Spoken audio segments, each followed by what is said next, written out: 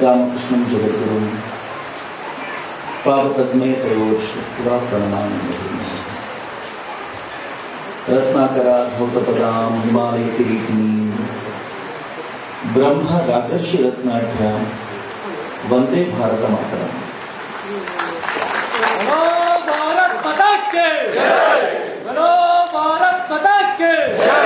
ವೇದಿಕೆ ಮೇಲೆ ಆಸೀನರಾಗಿರುವ ಮಿತ್ರ ಸೋದರ ನಿತ್ಯಾನಂದ ವಿವೇಕವಂಶಿ, ಆಗಮಿಸಿರುವ ಚನ್ನಪಟ್ಟಣದ ಸುತ್ತಮುತ್ತಲಿನ ಸಮಸ್ತ ದೇಶಭಕ್ತ ಬಂಧುಗಳಿಗೆ, ಮಾತಾ ಭಗಿನಿಯರಿಗೆ ಅತ್ಯಂತ ಶ್ರದ್ಧಾಪೂರ್ವಕ ನಮಸ್ಕಾರಗಳನ್ನು ಸಮರ್ಪಿಸ್ತೇನೆ. ಬಹಳ ಸಂತೋಷದ ಸಂಗತಿ, 1000ರ ಜಯಂತಿ ಅನ್ನೋದು ಹೆಸರು ಮಾತ್ರ. ಯಾಕೆ ಅಂತಂದ್ರೆ ಈ ಬಾರಿ ರಾಮಾನುಜಾಚಾರ್ಯರ 1000ನೇ ಜಯಂತಿ.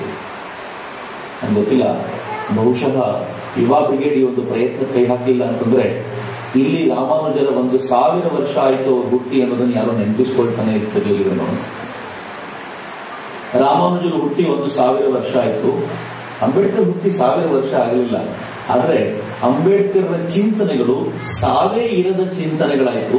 ಹೀಗಾಗಿ ಎರಡನ್ನು ಸೇರಿಸಿ 1000ರ ಜಯಂತಿ ಅಂತ ಮಾಡಿದ್ದೀವಿ. ಬಹಳ ಸುಂದರವಾಗಿದೆ. ಅವರ ಚಿಂತನೆಗಳು ಇವತ್ತು ನೆನ್ನೆಗೆ ಮಾತ್ರ ಸೀಮಿತವಾಗಿರುವಂತದ್ದಲ್ಲ. ಮಿತ್ರ, ನಾನು ನನ್ನ ಭಾಷಣದುದ್ದಕ್ಕೂ ನಿಮ್ಗೆ ಹೇಳ್ತೀನಿ, ಅಂಬೇಡ್ಕರ್ ಚಿಂತನೆಗಳು ಎಷ್ಟು ಡೈನಮಿಕ್ ಆಗಿರುವಂತವು ಮತ್ತು ಅಂಬೇಡ್ಕರ್ನ ಎಲ್ಲಿಗೆ ಸೀಮಿತ ಮಾಡಿಟ್ಟಿದ್ದೀವಿ ಅಂತ. ನಾನೊಂದು ಮಾತನ್ನು ಹೇಳಿದ್ರೆ ದಯವಿಟ್ಟು ಯಾರು ಈ ಎಲ್ಲಾ ಜಾತಿ ಎಲ್ಲ ಜನಾಂಗದವರು ಇದ್ದೀರಿ ಅಂತ ನನ್ ಚೆನ್ನಾಗಿ ಗೊತ್ತು.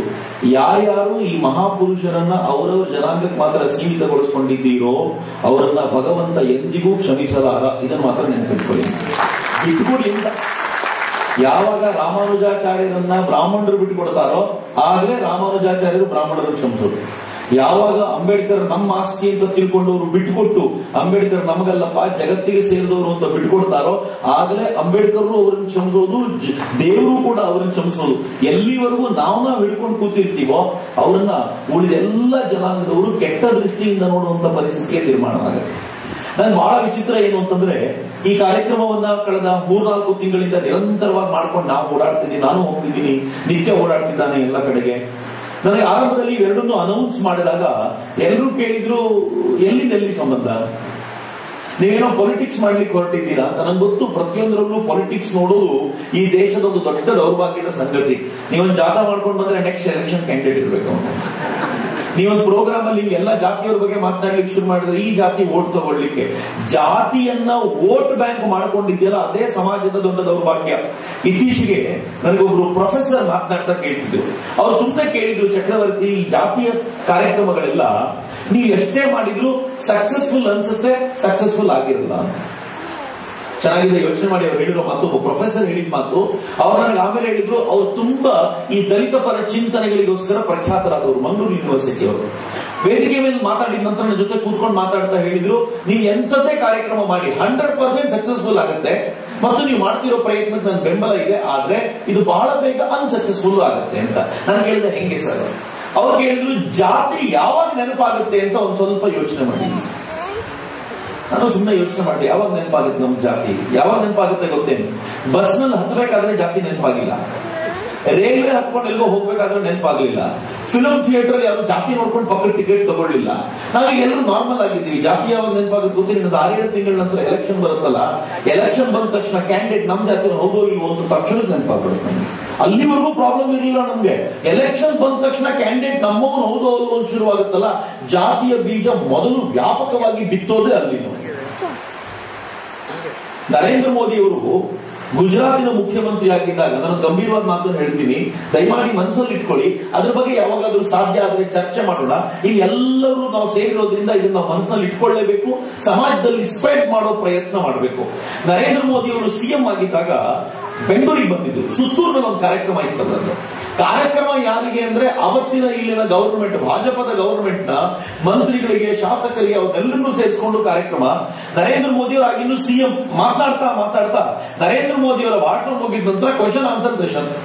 ಒಬ್ಬ ಪುಣ್ಯಾತ್ಮ ಎದ್ನಿಂತ, ಯಾವ ಮಿನಿಸ್ಟರ್ ನಂಗೆ ಗೊತ್ತಿಲ್ಲ, ಎದ್ನಿದ್ಕೊಂಡು ಕೇಳಿದ, ನರೇಂದ್ರ ಮೋದಿ ಅವರೇ, ಇಷ್ಟು ಅದ್ಭುತವಾದ ಗವರ್ಮೆಂಟ್ ನ ಇಷ್ಟು ವರ್ಷಗಳಿಂದ ನಡೆಸ್ಕೊಂಡು ಬಂದಿದ್ದೀರಲ್ಲ, ಹೆಂಗ್ ಸಾಧ್ಯ ಆಯ್ತು? ನರೇಂದ್ರ ಮೋದಿ ಹೇಳಿದ್ರು ಬಹಳ ಸಿಂಪಲ್, ಗವರ್ಮೆಂಟ್ ಚೆನ್ನಾಗಿ ನಡೆಸೋದು ಬಹಳ ಕಷ್ಟದ ಕೆಲಸ ಅಲ್ಲ, ಬಹಳ ಸಿಂಪಲ್ ಇದೆ. ನಾನು ಫಾರ್ಮುಲಾ ನಿಮ್ಗೆ ಕೊಡ್ತೀನಿ, ನೀವು ಹೆಂಗಿರ್ಬೋದು ನೋಡಿ. ನರೇಂದ್ರ ಮೋದಿ ಅವರು ಕೊಟ್ಟ ಫಾರ್ಮುಲಾ. ನರೇಂದ್ರ ಮೋದಿ ಅವರು ಹೇಳಿದ್ರು, ನೀವೊಂದು ಹೈ ಕಾಸ್ಟ್ಲಿಯಸ್ಟ್ ಕಾರ್ ತಗೊಳ್ತೀರಾ ಅಂತ ಇಟ್ಕೊಳ್ಳಿ. ಈ ಕಾರು 50 ಲಕ್ಷವೋ 1 ಕೋಟಿ ರೂಪಾಯಿಯೋ ಕಾರು. ಈ ಕಾರಿಗೆ ಡ್ರೈವರ್ ಬೇಕು. ಡ್ರೈವರು ನಿಮ್ ಜಾತಿಯವರು ಬೇಕು ಅಥವಾ ಒಳ್ಳೆ ಡ್ರೈವರ್ ಬೇಕು ಅಂತ ಯೋಚನೆ ಮಾಡ್ತೀರೋ ಅಂತ. ಅಲ್ಲಿದ್ದವ್ರು ಕೇಳಿದ್ರು, ಒಳ್ಳೆ ಡ್ರೈವರ್ ಬೇಕು ಸರ್, 1 ಕೋಟಿ ಕಾರು ಅಂತ. ಅಂದ ತಕ್ಷಣ ಅವ್ರು ಹೇಳಿದ್ರು, 1 ಕೋಟಿ ಕಾರಿಗೆ ನಮ್ ಜಾತಿ ಡ್ರೈವರ್ ಅಲ್ಲ, ಒಳ್ಳೆ ಡ್ರೈವರ್ ಬೇಕು ಅಂತ ಯೋಚನೆ ಮಾಡೋದಾದ್ರೆ, ಒಂದು ರಾಜ್ಯ ನಡೆಸಬೇಕಾದ್ರೆ ನಮ್ ಜಾತಿಯವರು ಬೇಕು, ಸಮರ್ಥನಾಗಿರೋರು ಬೇಕು ಅಂತ ಯೋಚನೆ ಮಾಡ್ಲಿಲ್ಲ ಅಂದ್ರೆ ಹೀಗಾಗುತ್ತೆ ಅಂತಂದ್ರೆ ಹೇಗಿರ್ಬೋದು? ಅವರು ಮಂತ್ರಿಗಳಿಗೆ ಕೊಟ್ಟಂತ ಹೇಳಿಕೆ ಏನು ಅಂತಂದ್ರೆ, ನೀವು IAS ಆಫೀಸರ್ಗಳನ್ನ ಆಯ್ಕೆ ಮಾಡ್ಕೊಳ್ಬೇಕಾದ್ರೆ, KAS ಆಫೀಸರ್ಗಳನ್ನ ಆಯ್ಕೆ ಮಾಡ್ಕೋಬೇಕಾದ್ರೆ ಇವು ನನ್ನ ಜಾತಿಯವನು ಹೌದೋ ಇಲ್ವೋ ಅಂತ ನೋಡ್ಬೇಡಿ, ಸಮರ್ಥನಾಗಿದ್ದಾನ, ಇವನು ಪ್ರಾಮಾಣಿಕನ, ಇವನು ನಿಷ್ಪಕ್ಷಪಾತಿಯ, ಇವನು ಸಮಾಜಕ್ಕೆ ಒಳಿತು ಮಾಡ್ತಾನ, ಹೀಗೆ ಆಲೋಚನೆ ಮಾಡಿಕೊಂಡು ಆಯ್ಕೆ ಮಾಡ್ಕೊಂಡು ಕೂರಿಸ್ಕೊಳ್ಳಿ. ಅಂತವರು ರಾಜ್ಯವನ್ನ ಸಮರ್ಥವಾಗಿ ನೋಡ್ಕೊಂಡು ಹೋಗ್ತಾರೆ. ನೀವು ಅವ್ರ ಜೊತೆ ನಿಂತ್ಕೊಂಡ್ರೆ ಸಾಕು ಅಂತ. ಏನ್ ಐಡಿಯಾ? ಜಾತಿಯ ಸಂಕೋಲೆ ಕಳಚಬೇಕಾಗಿದ್ದು ಅಲ್ಲಿ ನಮ್ಮ ಮನಸ್ಸುಗಳು ಕೊಳೆತು ಹೋಗಿವೆಯಲ್ಲ, ನಮ್ಮ ಮೆದುಳಿಗೆ ತುಕ್ಕು ಹಿಡಿದಿದೆಯಲ್ಲ, ಎಲ್ಲ ಒಂದ್ಸಲ ತುಕ್ಕನ್ನ ಒಂದ್ಸಲ ಕೊಡವುಕೊಂಡು ಹೇಳ್ಬೇಕಾಗಿದೆ. ಅಲ್ಲಿ ಶುರುವಾಗುತ್ತೆ ಮೊದಲು ಎಲೆಕ್ಷನ್ಗೆ. ನಾನು ಹೇಳಿದ್ರೆ ಕರೆಕ್ಟ್ ಸರ್, ಎಲೆಕ್ಷನ್ ಬಂದಾಗ ಜಾತಿ ನೆನಪಾಗುತ್ತೆ ಅಷ್ಟೇ ಬಂದ ಹೇಳಿದ್ರೆ ಅಷ್ಟೇ ಎಲ್ಲ ಚಕ್ರವರ್ತಿಯವರೇ. ಜಾತಿ ಮತ್ತೆ ನೆನಪಾಗೋದು ಯಾವಾಗ ಅಂತಂದ್ರೆ ಈ ಮದುವೆ ಸಂಬಂಧಗಳು ಬಂದಾಗ ಜಾತಿ ನೆನಪಾಗುತ್ತೆ ಅಂತ. ನಂದು ಹೌದು, ಒಂದು ಅಲ್ಲಿವರೆಗೂ ಡೌಟ್ ಇತ್ತು ನನಗೆ. ಆದ್ರೆ ಹೆಂಗೆ ನೆನಪಾಗುತ್ತೆ ಅಂತಂದ್ರೆ, ಈ ಜಾತಿಯ ಕಥೆಗಳು ಮದುವೆ ಆಗಬೇಕು ಅಂತಂದಾಗ ಇದೇ ಜಾತಿಯವರ, ಇದೇ ಜಾತಿಯ ಬದು, ನಾವು ಎಷ್ಟು ಪರ್ಟಿಕ್ಯುಲರ್ ಅಂತಂದ್ರೆ ನಮ್ಮ ಜಾತಿಯ ಸಬ್ ಕಾಸ್ಟು ಕೂಡ ಚೇಂಜ್ ಆಗುವಂತಿಲ್ಲ. ಪುಣ್ಯ ಹೆಣ್ಮಕ್ಳ ಸಂಖ್ಯೆ ಕಡಿಮೆ ಆಗಿದೆ, ಅಡ್ಜಸ್ಟ್ ಮಾಡ್ಕೊಳ್ಳೋ ಲೆವೆಲ್ ಬಂದಿದ್ದೀವಿ. ಹೆಣ್ಮಕ್ಳ ಸಂಖ್ಯೆ ಜಾಸ್ತಿ ಇದ್ದು ಗಂಡು ಮಕ್ಕಳ ಸಂಖ್ಯೆ ಕಡಿಮೆ ಇದ್ದಿದ್ರೆ ಕಥೆ ಏನಿರ್ತಿತ್ತು ಯೋಚನೆ ಮಾಡಿ. ಇವತ್ತು ಎಲ್ಲಿಗೆ ಬಂದಿದ್ದಾರೆ ಜನ ಅಂತಂದ್ರೆ, ಜಾತಿ ಹೇಗಿದ್ರು ಪರವಾಗಿಲ್ಲ, ಸ್ವಲ್ಪ ಅಡ್ಜಸ್ಟ್ ಮಾಡ್ಕೊಳ್ತೀವಿ ಅನ್ನೋ ಮಟ್ಟಿಗೆ ಬಂದಿರೋದು. ಯಾಕೆ ಅಂದ್ರೆ ಸಂಖ್ಯೆ ಕಡಿಮೆ ಆಗಿದೆ ಅಂತ. ಅದರ್ವೈಸ್ ಜಾತಿ ಅನ್ನೋದು ಎಷ್ಟು ಒಳಗೊಪ್ಪು ಭೂತವಾಗಿ ಕೂತಿದೆ ಅಂತಂದ್ರೆ, ಮದುವೆಯ ಸಂದರ್ಭದಲ್ಲಿ ಮತ್ತೆ ಪಡಂಭೂತವಾಗಿ ಎದ್ದು ನಿಂತು ಬಿಡುತ್ತೆ. ಇನ್ನು ಮೂರನೇದೊಂದು ಸಂದರ್ಭ ಇದೆ. ಅದು ಯಾವಾಗ ಅಂತಂದ್ರೆ, ನಾವು ಜಾತಿಯನ್ನ ತೆಗೆದುಕೊಂಡು ಬಡ್ತಿಯನ್ನು ತಗೊಳ್ಳಿಕ್ಕೆ, ಜಾತಿಯನ್ನು ತಗೊಂಡು ಕೆಲಸವನ್ನ ಸಂಪಾದಿಸೋಕೆ, ಜಾತಿಯನ್ನ ತಗೊಂಡು ಎಲ್ಲ ದಿಕ್ಕಲ್ಲೂ ನಾವು ಅದರಿಂದ ಲಾಭವನ್ನು ಪಡ್ಕೊಳ್ಳಿಕ್ಕೆ ಅಂತ ಮುಂದಿಡ್ತೀವಲ್ಲ, ಆಗ ಜಾತಿ ನೆನಪಾಗುತ್ತೆ. ಮಿತ್ರರೇ, ಜಾತಿ ಅನ್ನೋದು ಎಷ್ಟು ನೆಗೆಟಿವ್ ಆಗೋಗಿದೆ ಈ ದೇಶದಲ್ಲಿ ಅಂತಂದ್ರೆ, ನೀವು ಇದನ್ನು ಸೀರಿಯಸ್ ಆಗಿ ಯೋಚನೆ ಮಾಡಿ. ಒಂದಷ್ಟು ಜಾತಿಗಳ ಜನ ಸರ್ಕಾರದ ಮಂತ್ರಿಗಳ ಮುಂದೆ ದಿನಾ ರಾತ್ರಿ, ದಿನ ಬೆಳಿಗ್ಗೆ, ದಿನ ಸಂಜೆ ಬಂದು ಕೂತ್ಕೊಂಡು ಕೇಳ್ಕೊಳ್ತಾರೆ, ಸರ್ ನಮ್ಮ ಜಾತಿಯನ್ನು ಹೆಂಗಾದ್ರೂ ಮಾಡಿ ಹಿಂದುಳಿದ ಜಾತಿಯನ್ನು ಘೋಷಣೆ ಮಾಡಿಬಿಡಿ ಸರ್ ಪ್ಲೀಸ್ ಸರ್. ಏನು ದುರ್ದೈವ ಇದು! ಆ ಜಾತಿಗೆ ಎಲ್ಲವೂ ಇದೆ, ಆ ಜಾತಿಗೆ ವೇದದ ಅಧಿಕಾರ ಇದೆ, ಆ ಜಾತಿಯಲ್ಲಿ ಬುದ್ಧಿವಂತರಿದ್ದಾರೆ, ಆ ಜಾತಿಯಲ್ಲಿ ಶ್ರೀಮಂತರಿದ್ದಾರೆ, ಆ ಜಾತಿ ಶತಶತಮಾನಗಳಿಂದಲೂ ಯಾವ ಶೋಷಣೆ ಇಲ್ಲದೂ ಬದುಕಿದೆ. ಆ ಜಾತಿ ನಾವು ಮುಂದುವರೆದಿದ್ದೇನೆ ಅಂತ ಹೆಮ್ಮೆ ಪಡಬೇಕಾದ ಜಾತಿ ಆಗಬೇಕಾಗಿತ್ತು. ಎಷ್ಟು ನಾಚಿಕೆ ಕೆಟ್ಟ ಜನ ನಾವು ಅಂತಂದ್ರೆ, ಮಂತ್ರಿಗಳ ಮುಂದೆ ನಿಂತ್ಕೊಂಡು ನಮ್ಮನ್ನು ಸ್ವಲ್ಪ ಕ್ಯಾಟಗರಿಗೆ ಸೇರಿಸ್ಬಿಡಲ್ಲ. ಯಾಕೆಂದ್ರೆ ಕ್ಯಾಟಗರಿಗೆ ಸೇರಿಸಿದ್ರೆ ಸ್ವಲ್ಪ ಲಾಭ ಸಿಗುತ್ತೆ ಅಂತ. ಬಿಲೀವ್ ಮಿ ಡಿಯರ್ ಫ್ರೆಂಡ್ಸ್, ಒಂದು ಜಾತಿಯವರು ಬಂದು ನನ್ನ ಹತ್ರ ಕೇಳ್ಕೊಂಡ್ರು, ಚಕ್ರವರ್ತಿಯವರು ಸ್ವಲ್ಪ ಇನ್ಫ್ಲೂಯೆನ್ಸ್ ಇದೆ ನಿಮ್ಗೆ, ನಮ್ಮ ಜಾತಿನ ಸ್ವಲ್ಪ ಕ್ಯಾಟಗರಿಗೆ ಸೇರಿಸ್ತೀರಾ? ನಾನು ಹುಡುಗರಿಗೆ ಕರೆದು ಹೇಳಿದೆ, ತರುಣರು ಇದ್ರು ಅದರಲ್ಲಿ. ನಾನು ಹೇಳಿದೆ, ಅಕಸ್ಮಾತ್ ನೀವು ಜಾತಿ ಏನಾದ್ರು ಕ್ಯಾಟಗರಿಗೆ ಸೇರಿದ್ರೆ ನೀವು ಆ ಜಾತಿ ಬಿಟ್ಟು ಬರಬೇಕು ಅಂತ ಧೈರ್ಯ ಇದೆಯಾ ನಿಮ್ಗೆ? ನಾನು ಹಿಂದುಳಿದವನಲ್ಲ ಅಂತ ಹೇಳ್ಕೊಳ್ಳಿಕ್ಕೆ ಧೈರ್ಯ ಇಲ್ಲದ ಜನಾಂಗ ಸೃಷ್ಟಿ ಮಾಡ್ತಿದೀವಲ್ಲ. ನಾನು ಮುಂದುವರಿದವನು, ನಾನು ನಿಮ್ಮೆಲ್ಲರ ಜೊತೆ ಕಾಂಪೀಟ್ ಮಾಡ್ಕೊಂಡು ಹೋರಾಟ ಮಾಡಬಲ್ಲೆ ಅಂತ ಹೇಳಬಲ್ಲಂತ ಧೈರ್ಯವಂತ ಜನಾಂಗವನ್ನ ಸೃಷ್ಟಿ ಮಾಡೋದು ಬಿಟ್ಟು ನಾವು ಯಾವ ತರದ ಜನಾಂಗವನ್ನ ಸೃಷ್ಟಿ ಮಾಡ್ತಿದ್ದೀವಿ ಅಂತಂದ್ರೆ, ನನ್ನನ್ನು ಹಿಂದುಳಿದಿದ್ದು ಅಂತ ಕರಿ ಅಂತ ನಮ್ಮ ಮೈಂಡ್ ಸೆಟ್ ಹಾಳಾಗುತ್ತಿದೆ. ನಮ್ಮ ಮೈಂಡ್ ಸೆಟ್ ಅನ್ನ ಕಳೆದ 70 ವರ್ಷಗಳಲ್ಲಿ ಆಳಿದವರು ಹೆಂಗೆ ಹಾಳು ಮಾಡಿದ್ದಾರೆ ಅಂದ್ರೆ, ನಾವು ಯಾರು ನಮ್ಮ ಕಾಲ ಮೇಲೆ ನಿಂತು ದುಡಿದು ತಿಂತೀವಿ ಅಂತ ಹೇಳುವ ಮಟ್ಟಿಗಿಲ್ಲ. ಯಾರು ದುಡಿದು ತಿಂತಾನೋ ಅವನು ಮೂರ್ಖ ಅಂತ ಕರೆಯೋ ಮಟ್ಟಿಗೆ ಬಂದಿದ್ದೀವಿ. ಯಾರು ಬೇಡ್ಕೊಂಡು ತಿಂತಾನೋ ಬುದ್ಧಿವಂತ, ಅವನು ನೋಡು ಏನೋ ಕೆಲಸ ಮಾಡಿದ ಹೆಂಗ್ ಬದುಕಿದ್ದಾನೆ, ಹಾಯಾಗಿದ್ದಾನೆ, ನೀನು ಇದೆಯಾ ಹಾಳಾಗೋಗಿದ್ಯಾ ಅಂತ ಬೈಯೋ ಮಟ್ಟಿಗೆ ಬಂದ್ಬಿಟ್ಟಿದ್ದೀನಿ. ನಾನು ತಮಾಷೆ ಮಾಡ್ತಿರ್ತೀನಿ, ತಮಾಷೆ ಎಲ್ಲ ಸತ್ಯವೂ ಕೂಡ ಹೌದು. ಇವತ್ತು ಚನ್ನಪಟ್ಟಣದ ನಡುವೆ ಇಲ್ಲಿ ನಿಂತ್ಕೊಂಡು ನಾನು ಈ ಶತಮಾನೋತ್ಸವ ಭವನದಲ್ಲಿ ನಿಂತ್ಕೊಂಡು ನಿಮ್ಮಲ್ಲಿ ಎಷ್ಟು ಜನ ಬಡವರಿದ್ದೀರಿ ಅಂತ ಕೇಳಿದ್ರೆ ಪ್ರಾಮಾಣಿಕವಾಗಿ ಯಾರಾದ್ರೂ ಕೈ ಎತ್ತೀರಾ? ಹೋಗಲೇ ನನ್ನನ್ನೇನು ಬಡವ ಅಂತೀಯ, ನಮ್ಮ ಮನೆಗೆ ಬಾ, ನೀನು 3 ದಿನ ಸಾಕು, ಒಟ್ಟು ಸಂಪತ್ತು ನಮ್ಮ ಹತ್ರ ಇದೆ, 3 ದಿನ ಬೇಕಿದ್ರು 100 ದಿನ ಬೇಕಿದ್ರು ಸಾಕ್ತೀನಿ, ನನ್ನನ್ನು ಬಡವ ಅಂತೀಯ ಅಂತ ಹೆಮ್ಮೆಯಿಂದ ಮಾತಾಡ್ತೀವಿ. ಇದು ಚನ್ನಪಟ್ಟಣದಲ್ಲಿರೋ ಪ್ರತಿಯೊಬ್ಬರಿಗೂ. ಚಪ್ಪಾಳೆ ಹೊಡೆದ್ರಲ್ಲ, ನನ್ನ ಜಾಗದಲ್ಲಿ ಮುಖ್ಯಮಂತ್ರಿ ಸಿದ್ದರಾಮಯ್ಯನವರು ಬಂದು ನಿಂತ್ಕೊಂಡು ಯಾರ್ಯಾರು ಬಡವರಿದ್ದೀರಿ ಕೈ ಎತ್ತಿದ್ರೆ ದೇವರಾಣೆಗಳು ಹಿಂಗೆ ಹೇಳ್ತೀರಾ? ಎಷ್ಟು ಬೇಗನೆ ಮಾತು ಬದಲಾಯ್ತು ನೋಡಿ ನಮ್ದು. ನಾವೆಲ್ಲರೂ ಕೈ ಎತ್ತೀವಿ, ನಾನಂತೂ ಬಡವ ದಯಮಾಡಿ. ಯಾಕೆಂದ್ರೆ ಬಿಟ್ಟಿ ಏನಾದ್ರೂ ಕೊಟ್ಟರೆ ಕೊಡ್ಲಿ ಅಂತ. ನಮ್ಗೆಲ್ರಿಗೂ ಬಿಟ್ಟಿ ತಗೊಳ್ಳೋ ಹುಚ್ಚು ಹೆಂಗ್ ಬಂದಿದೆ ಅಂತಂದ್ರೆ, ಸ್ವಾವಲಂಬಿತನದ ಬದುಕು ನಯಾ ಪೈಸೆ ಇಲ್ಲ. ಇದು ಈ ಸಮಾಜದ ಪ್ರತಿಯೊಂದು ಸ್ಟ್ರೀಮ್ ನಲ್ಲೂ ಹೀಗೆ ಆಗ್ತಾ ಹೋಗ್ತಿದೆ. ಇದು ದೌರ್ಭಾಗ್ಯದ ಸಂಗತಿ ಮಿತ್ರರೇ. ಇವರೆಲ್ಲರೂ ಯಾರಿದ್ದಾರಲ್ಲ, ಈ ತರದ ಸ್ವಾಭಿಮಾನ ಶೂನ್ಯ ಜನಾಂಗವನ್ನ ಸ್ವಾಭಿಮಾನಿಗಳಾಗಿಸಲಿಕ್ಕೆ ಬಂದವರು. ಹಾಗಾಗಿ ಅವರನ್ನ ಸ್ಮರಿಸಿಕೊಂಡು ಮತ್ತೊಮ್ಮೆ ಸಮಾಜ ಎದೆ ಬಡ್ಕೊಂಡು ಎದ್ದು ನಿಂತ್ಕೋಬೇಕು. ನಾನು ಇದ್ದೀನಿ, ನಾನು ಸ್ವಾಭಿಮಾನಿಯಾಗಿ ಬದುಕ್ತೀನಿ ಅಂತ. ಯಾವಾಗ ಈ ಬದುಕು ಶುರುವಾಗೋದು, ಯಾವಾಗ ಈ ಬದುಕು ಆರಂಭ ಆಗೋದು? ಇದನ್ನು ಸ್ವಲ್ಪ ಗಂಭೀರವಾಗಿ ಯೋಚನೆ ಮಾಡಿ. ಕಾರ್ಯಕರ್ತರ ವಿನಂತಿ ಇದೆ, ಇನ್ ಬಂದವ್ರನ್ನ ಯಾರನ್ನೂ ಒಳಗ್ ಬಿಡ್ಬೇಡಿ, ಅಲ್ಲೇ ನಿಲ್ಲಿಸ್ಬಿಡ. ಆಯ್ತಾ? ನನಗೂ ಡಿಸ್ಟರ್ಬ್, ಕೂತಿರೋ ಜನರಿಗೂ ಡಿಸ್ಟರ್ಬ್, ಅಲ್ಲೇ ನಿಲ್ಲಿಸ್ಬಿಡಿ ಬಂದವರು. ಮಿತ್ರರೇ, ಎಲ್ಲಿವರೆಗೂ ಪರಿಸ್ಥಿತಿ ಇದೆ ಅಂತಂದ್ರೆ, ಅಂಬೇಡ್ಕರ್ ಅನ್ನುವಂತ ಈ ಪುಣ್ಯಾತ್ಮ ಪ್ರಾಮಾಣಿಕವಾಗಿ ಒಪ್ಕೋಬೇಕು, ನಾನು ಒಪ್ಕೋಬೇಕು, ನೀವು ಒಪ್ಕೋಬೇಕು. ಅವರ ಜಾಗದಲ್ಲಿ ನಾನು ಅಥವಾ ನೀವಿದ್ದಿದ್ರೆ ಇವತ್ತಿದ್ದ ರೀತಿಯಲ್ಲಿ ನಮ್ಮ ಹತ್ರ ಇರ್ಲಿಕ್ಕೆ ಸಾಧ್ಯವೇ ಇರ್ತಿರಲಿಲ್ಲ. ಅಂಬೇಡ್ಕರ್ ತುಂಬಾ ಬಾರಿ ಹೇಳ್ತಾರೆ. ಅಂಬೇಡ್ಕರ್ ಒಂದ್ಸಲ ಮಾತಾಡ್ತಾ ಹೇಳ್ತಾರೆ, ತಿಲಕರು ನನ್ನ ಜಾಗದಲ್ಲಿ ನಿಂತಿದ್ರೆ ತಿಲಕರು ಸ್ವಾತಂತ್ರ್ಯದ ಮಾತೇ ಆಡ್ತಾ ಇರಲಿಲ್ಲ. ಅಂಬೇಡ್ಕರ್ ಮಾತನ್ನು ಕೇಳ್ಬೇಕು ನೀವು, ಎಷ್ಟು ಚೆನ್ನಾಗಿದೆ. ಬಾಲಗಂಗಾಧರ್ ತಿಲಕರೇನಾದ್ರೂ ನನ್ನ ಜಾಗದಲ್ಲಿ ಇದ್ದಿದ್ರೆ ಅವರು ಭಾರತಕ್ಕೆ ಸ್ವಾತಂತ್ರ್ಯ ಬೇಕು ಅನ್ನೋ ಲೇಖನ ಬರೀತಿರ್ಲಿಲ್ಲ. ಅವರು ಮೊದಲು ಈ ದೇಶದ ದಲಿತರ ಉದ್ಧಾರ ಆಗಬೇಕು ಅಂತ ಲೇಖನ ಬರೀತಿದ್ರು. ನನ್ನ ಜಾಗದಲ್ಲಿ ಇದ್ದಿದ್ರೆ ಗೊತ್ತಾಗಿರ್ತಿತ್ತು ಅವರಿಗೆ ಅಂತ. ಯಾಕೆ ಆ ಜಾಗದಲ್ಲಿ ಇದ್ದಿದ್ರೆ ಅಂತ ಬರೀತಾರೆ ಗೊತ್ತಾ? ಯಾವ ಅಂಬೇಡ್ಕರ್ ಬಾಲ್ಯದಲ್ಲಿ ಅವರ ಪಕ್ಕದಲ್ಲಿ ಎಲ್ಲೋ ಒಂದ್ ಕಡೆ ಗೊಣಿಚಿನ ಹಾಕೊಂಡು ಕೂರಿಸ್ತಿದ್ರು, ನೀ ಇಲ್ಲಿ ಕೂತ್ಕೋಬೇಕು, ಬೇರೆಯವರೆಲ್ಲ ಇಲ್ಲಿ ಕೂತ್ಕೊಳ್ಳಿ ಅಂತ, ಸೋಕಾಲ್ಡ್ ಮೇಲ್ವರ್ಗರು. ಹಾಗೆ ನೋಡಿದ್ರೆ ಸಂಸ್ಕಾರದ ದೃಷ್ಟಿಯಿಂದ ಅಂಬೇಡ್ಕರ್ ಮನೆಯಲ್ಲಿ ಸಿಕ್ಕ ಸಂಸ್ಕಾರ ಆರ್ಡಿನರಿ ಸಂಸ್ಕಾರ ಅಲ್ಲ. ಪ್ರತಿದಿನ ಸಂಜೆ ಭಜನೆ ಮಾಡಿಸ್ತಿದ್ರು ಅವ್ರ ತಂದೆ. ಎಂತ ಶ್ರೇಷ್ಠವಾದ ಸಂಸ್ಕಾರ ಇತ್ತು ಅಂತಂದ್ರೆ, ಯಾವ ಸಂಸ್ಕಾರವನ್ನ ಪಡ್ಕೊಳ್ಳೋದ್ರಿಂದ ಒಬ್ಬ ವ್ಯಕ್ತಿ ಬ್ರಾಹ್ಮಣನಾಗ್ತಾನೋ ನೆನ್ಪಿಟ್ಕೊಳ್ಳಿ. ಒಬ್ಬ ವ್ಯಕ್ತಿ ಬ್ರಾಹ್ಮಣನಾಗೋದು ಹುಟ್ಟಿನಿಂದ ಅಲ್ಲ, ಅವನು ಪಡ್ಕೊಂಡಿರೋ ಸಂಸ್ಕಾರದ ಆಧಾರದ ಮೇಲೆ ಬ್ರಾಹ್ಮಣನಾಗೋದು. ಆ ವ್ಯಕ್ತಿಗೆ ಬೇಕಾಗಿರುವ ಎಲ್ಲ ಸಂಸ್ಕಾರವನ್ನ ಅವ್ರ ಮನೆಯಲ್ಲಿ ತುಂಬಿಡಲಾಗಿತ್ತು, ಅವ್ರ ತಂದೆ ಕೊಟ್ಟಂತ ಸಂಸ್ಕಾರ. ಈ ವ್ಯಕ್ತಿ ಶಾಲೆಗೆ ಬಂದಾಗ ಶಾಲೆಯಲ್ಲಿ ಎಲ್ಲೋ ಪಕ್ಕಕ್ಕೆ ಕೂರಿಸ್ತಾರೆ. ಯಾಕೆ ಅಂದ್ರೆ, ನಿಮ್ ತಂದೆ ಎಂತ ಸಂಸ್ಕಾರ ಕೊಟ್ರೆ ಏನು, ನಿನ್ನ ತಂದೆ ಸೇರಿದ ಜಾತಿ ಸೋಕಾಡ್ ಕೆಳವರ್ಗದ್ದು ಅಂತ. ಏನ್ ದೌರ್ಭಾಗ್ಯ ಇದು. ಅಂಬೇಡ್ಕರ್ ಮುಂದೆ ಮಾತಾಡ್ತಾ ಹೇಳ್ತಾರೆ, ನಮ್ಮ ಸ್ಕೂಲಲ್ಲಿ ಹೆಂಗಿತ್ತು ಅಂತಂದ್ರೆ, ಮೇಲ್ವರ್ಗದ ಹುಡುಗರು ನೀರು ಕುಡಿಬೇಕು ಅಂತಾದ್ರೆ ಅವ್ರು ನೀರು ಕುಡಿಲಿಕ್ಕೆ ತುಂಬಾ ಪರ್ಮಿಷನ್ ತಗೋಬೇಕಂತಿರ್ಲಿಲ್ಲ. ಪ್ರಿನ್ಸಿಪಲ್ ಪರ್ಮಿಷನ್ ತಗೊಂಡು ನಲ್ಲಿ ನೀರು ತಗೊಂಡು ಕುಡಿಬೋದಿತ್ತು. ನನಗೆ ಪ್ರಿನ್ಸಿಪಲ್ ಪರ್ಮಿಷನ್ ಬೇಕಿತ್ತು, P1 ಪರ್ಮಿಷನ್ ಬೇಕು. ಯಾಕೆ P1 ಪರ್ಮಿಷನ್ ಬೇಕಿತ್ತು ಅಂದ್ರೆ, ಅವನು ಫ್ರೀ ಇದ್ರೆ ಅವನು ಬಂದು ನಲ್ಲಿ ತಿರುಗಿಸ್ಬೇಕಿತ್ತು. ನಾನೇ ನಲ್ಲಿ ತಿರುಗಿಸಿದ್ರೆ ಬೇರೆಯವ್ರು ಮುಟ್ತಿರ್ಲಿಲ್ಲ, ಅದನ್ನು ವಾಪಸ್ ತಗೊಂತಾರೆ. ಏನ್ ಕರ್ಮ ಇತ್ತು. ಇದೇ ದೇಶದಲ್ಲಿ ಇತ್ತು ಇದು. ಯಾವ ತರದ ಪರಿಸ್ಥಿತಿ ಇತ್ತು ಅಂತಂದ್ರೆ, ನಾನು ಹೇಳ್ತಿರೋ ಮಾತು ಬಹಳ ಹಿಂದಿನದಲ್ಲ, 125 ವರ್ಷಗಳ ಹಿಂದಿನ ಘಟನೆಗಳನ್ನ ನಿಮ್ಮ ಎದುರಿಗೆ ಹಂಚ್ಕೊಳ್ತಿದ್ದೀನಿ. ಯಾವ ತರದ ಪರಿಸ್ಥಿತಿ ಇತ್ತು ಅಂತಂದ್ರೆ, ಅಂಬೇಡ್ಕರ್ಗೆ ಒಮ್ಮೆ ಅವ್ರ ಶಿಕ್ಷಕರಿಗೆ ಬೋರ್ಡ್ ಮೇಲೆ ಬರೀ ಅಂತಂದ್ರು. ಯಾಕೆ ಅಂದ್ರೆ, ಇಡೀ ತರಗತಿಯಲ್ಲಿ ಯಾರು ಮೇಲ್ವರ್ಗದವರು ಅನ್ಸ್ಕೊಂಡಿದ್ರು ಅವರಿಗಿಂತ ಬುದ್ಧಿವಂತನಾಗಿದ್ದ ಪುಣ್ಯಾತ್ಮ. ಅವರೆಲ್ಲರಿಗಿಂತ ಹೆಚ್ಚಿನ ಅಂಕ ಪಡ್ಕೊಳ್ತಿದ್ದ. ಹೀಗಾಗಿ ಅವ್ರನ್ನ ಕರೆದು ಬೋರ್ಡ್ ಮೇಲೆ ಬರಿ ಅಂತಂದ್ರೆ ಉಳಿದವರೆಲ್ಲ ಗಲಾಟೆ ಮಾಡಿದ್ರು. ಅವ್ರೇನ್ ಬೋರ್ಡ್ ಮೇಲೆ ಬರೀತಾರೆ? ಮೇಷ್ಟ್ರು ಹೇಳಿದ್ರು, ಯಾಕೆ ಬರಿಬಾರದು ಅಂತ ಕೇಳಿದ್ರೆ ಹುಡುಗರು ಹೇಳಿದ್ರು, ಆ ಬೋರ್ಡಿನ ಪಕ್ಕದಲ್ಲಿ ನಾವು ತಿಂಡಿ ಡಬ್ಬಿ ಅಂತಂದೀವಿ, ಅದನ್ನೆಲ್ಲ ಅಲ್ಲೇ ಇಟ್ಟಿದ್ದೀವಿ, ಅಲ್ಲಿಗೆ ಹೋದ್ರೆ ಮೈಲಿಗೆ ಆಗ್ಬಿಡುತ್ತಲ್ಲ. ಮೇಷ್ಟ್ರು ಅಂದ್ರು, ನಿಮ್ ಡಬ್ಬಿ ತೆಗೆದು ನಿಮ್ ಬ್ಯಾಗಲ್ಲಿ ಇಟ್ಕೊಳ್ಳಿ, ಪರವಾಗಿಲ್ಲ, ಇವತ್ತು ಅಂಬೇಡ್ಕರ್ ಬಾರದ್ದೇ ಬರೀತಾನೆ, ಅದೇನಾಗುತ್ತೋ ನಾನು ನೋಡೇ ಬಿಡ್ತೀನಿ ಅಂತ ಮೇಷ್ಟ್ರು ಚಾಕ್ ಪೀಸ್ ಕೊಟ್ಟು ಒಂದು ಆತ್ಮವಿಶ್ವಾಸ ತುಂಬಿದ್ರಲ್ಲ. ಇದು ಆತ್ಮವಿಶ್ವಾಸದ ಮೊದಲನೇ ಹೆಜ್ಜೆ ಅಂತ ಬೇಕಾದ್ರೆ. ಯಾವತ್ತೊಂದು ಆತ್ಮವಿಶ್ವಾಸ ತುಂಬುತ್ತಲ್ಲ, ಯಾವತ್ತು ಸಮಾಜದಲ್ಲಿ ನಾನು ಹಿಂದುಳಿದಿಲ್ಲ ಅನ್ನುವಂತ ಒಂದು ಶಕ್ತಿ ಪ್ರವಹಿತವಾಗುತ್ತೋ, ಆವತ್ತು ನಿಜವಾದ ಬದಲಾವಣೆಯ ಮೊದಲನೇ ಹೆಜ್ಜೆ ಶುರುವಾಗುತ್ತೆ. ಅಂಬೇಡ್ಕರ್ ಆ ತರದ ಬದಲಾವಣೆ ಶುರುವಾಗಿತ್ತು. ಇದೇ ಬದಲಾವಣೆಯನ್ನು ತರುವಂತ ದೊಡ್ಡ ಪ್ರಯತ್ನ ಮಾಡಿದ್ರು ರಾಮಾನುಜಾಚಾರ್ಯರು. ನನಗೆ ಅನೇಕರು ಕೇಳಿದ್ರು, ರಾಮಾನುಜರನ್ನು ಅಂಬೇಡ್ಕರ್ನು ಹೆಂಗೆ ಸೇರಿಸಿದ್ರಿ ಅಂತ. ರಾಮಾನುಜರನ್ನು ಅಂಬೇಡ್ಕರ್ನ ಯಾಕೆ ಸೇರಿಸಿದ್ದು ಅಂತಂದ್ರೆ, ಯುವಕರಿಗೆ ಯಾವಾಗಲೂ ಹಿಂಗೆ ಮಾಡುತ್ತೆ. ನಾವು ಸ್ವಲ್ಪ ಈ ತರದ ವಿಭಿನ್ನ ಚಟುವಟಿಕೆಗಳ ಮೇಲೆ ಯಾವಾಗಲೂ ಗಮನ ಇರಿಸ್ತೀವಿ. ಕಳೆದ ವರ್ಷ ನಾವು ಸಾವರ್ಕರ್ನ ಮತ್ತು ಬಾಬು ಜಗಜೀವನ್ ರಾಮನ ಜೊತೆ ಸೇರಿಸಿದ್ವಿ. ಸಾವರ್ಕರ್ ಚಿತ್ಪಾವನ ಬ್ರಾಹ್ಮಣರಲ್ಲಿ ಉಚ್ಚ ಕುಲ ಅಂತ ಕರೆಸ್ಕೊಂಡಿದ್ರು ಕಡೆ. ಬಾಬು ಜಗಜೀವನ್ ರಾಮರು ದಲಿತರಲ್ಲಿ ಎಡ ಪಂಥಕ್ಕೆ ಸೇರಿದವರು, ಎಡ ವಿಭಾಗಕ್ಕೆ ಸೇರಿದವರು. ನೀವು ಹಾಗೆ ನೋಡಿದ್ರೆ ಈ ಸಮಾಜದ ದೃಷ್ಟಿಯಿಂದ ಒಬ್ರು ತೀರಾ ಎತ್ತರ, ಒಬ್ರು ತೀರಾ ಕೆಳಗೆ ಅಂತ ತಿಳ್ಕೊಳ್ತಾರೆ. ಇಬ್ಬರನ್ನು ಸೇರಿಸಿದಾಗ ಅಲ್ಲೋಲ ಕಲ್ಲೋಲ.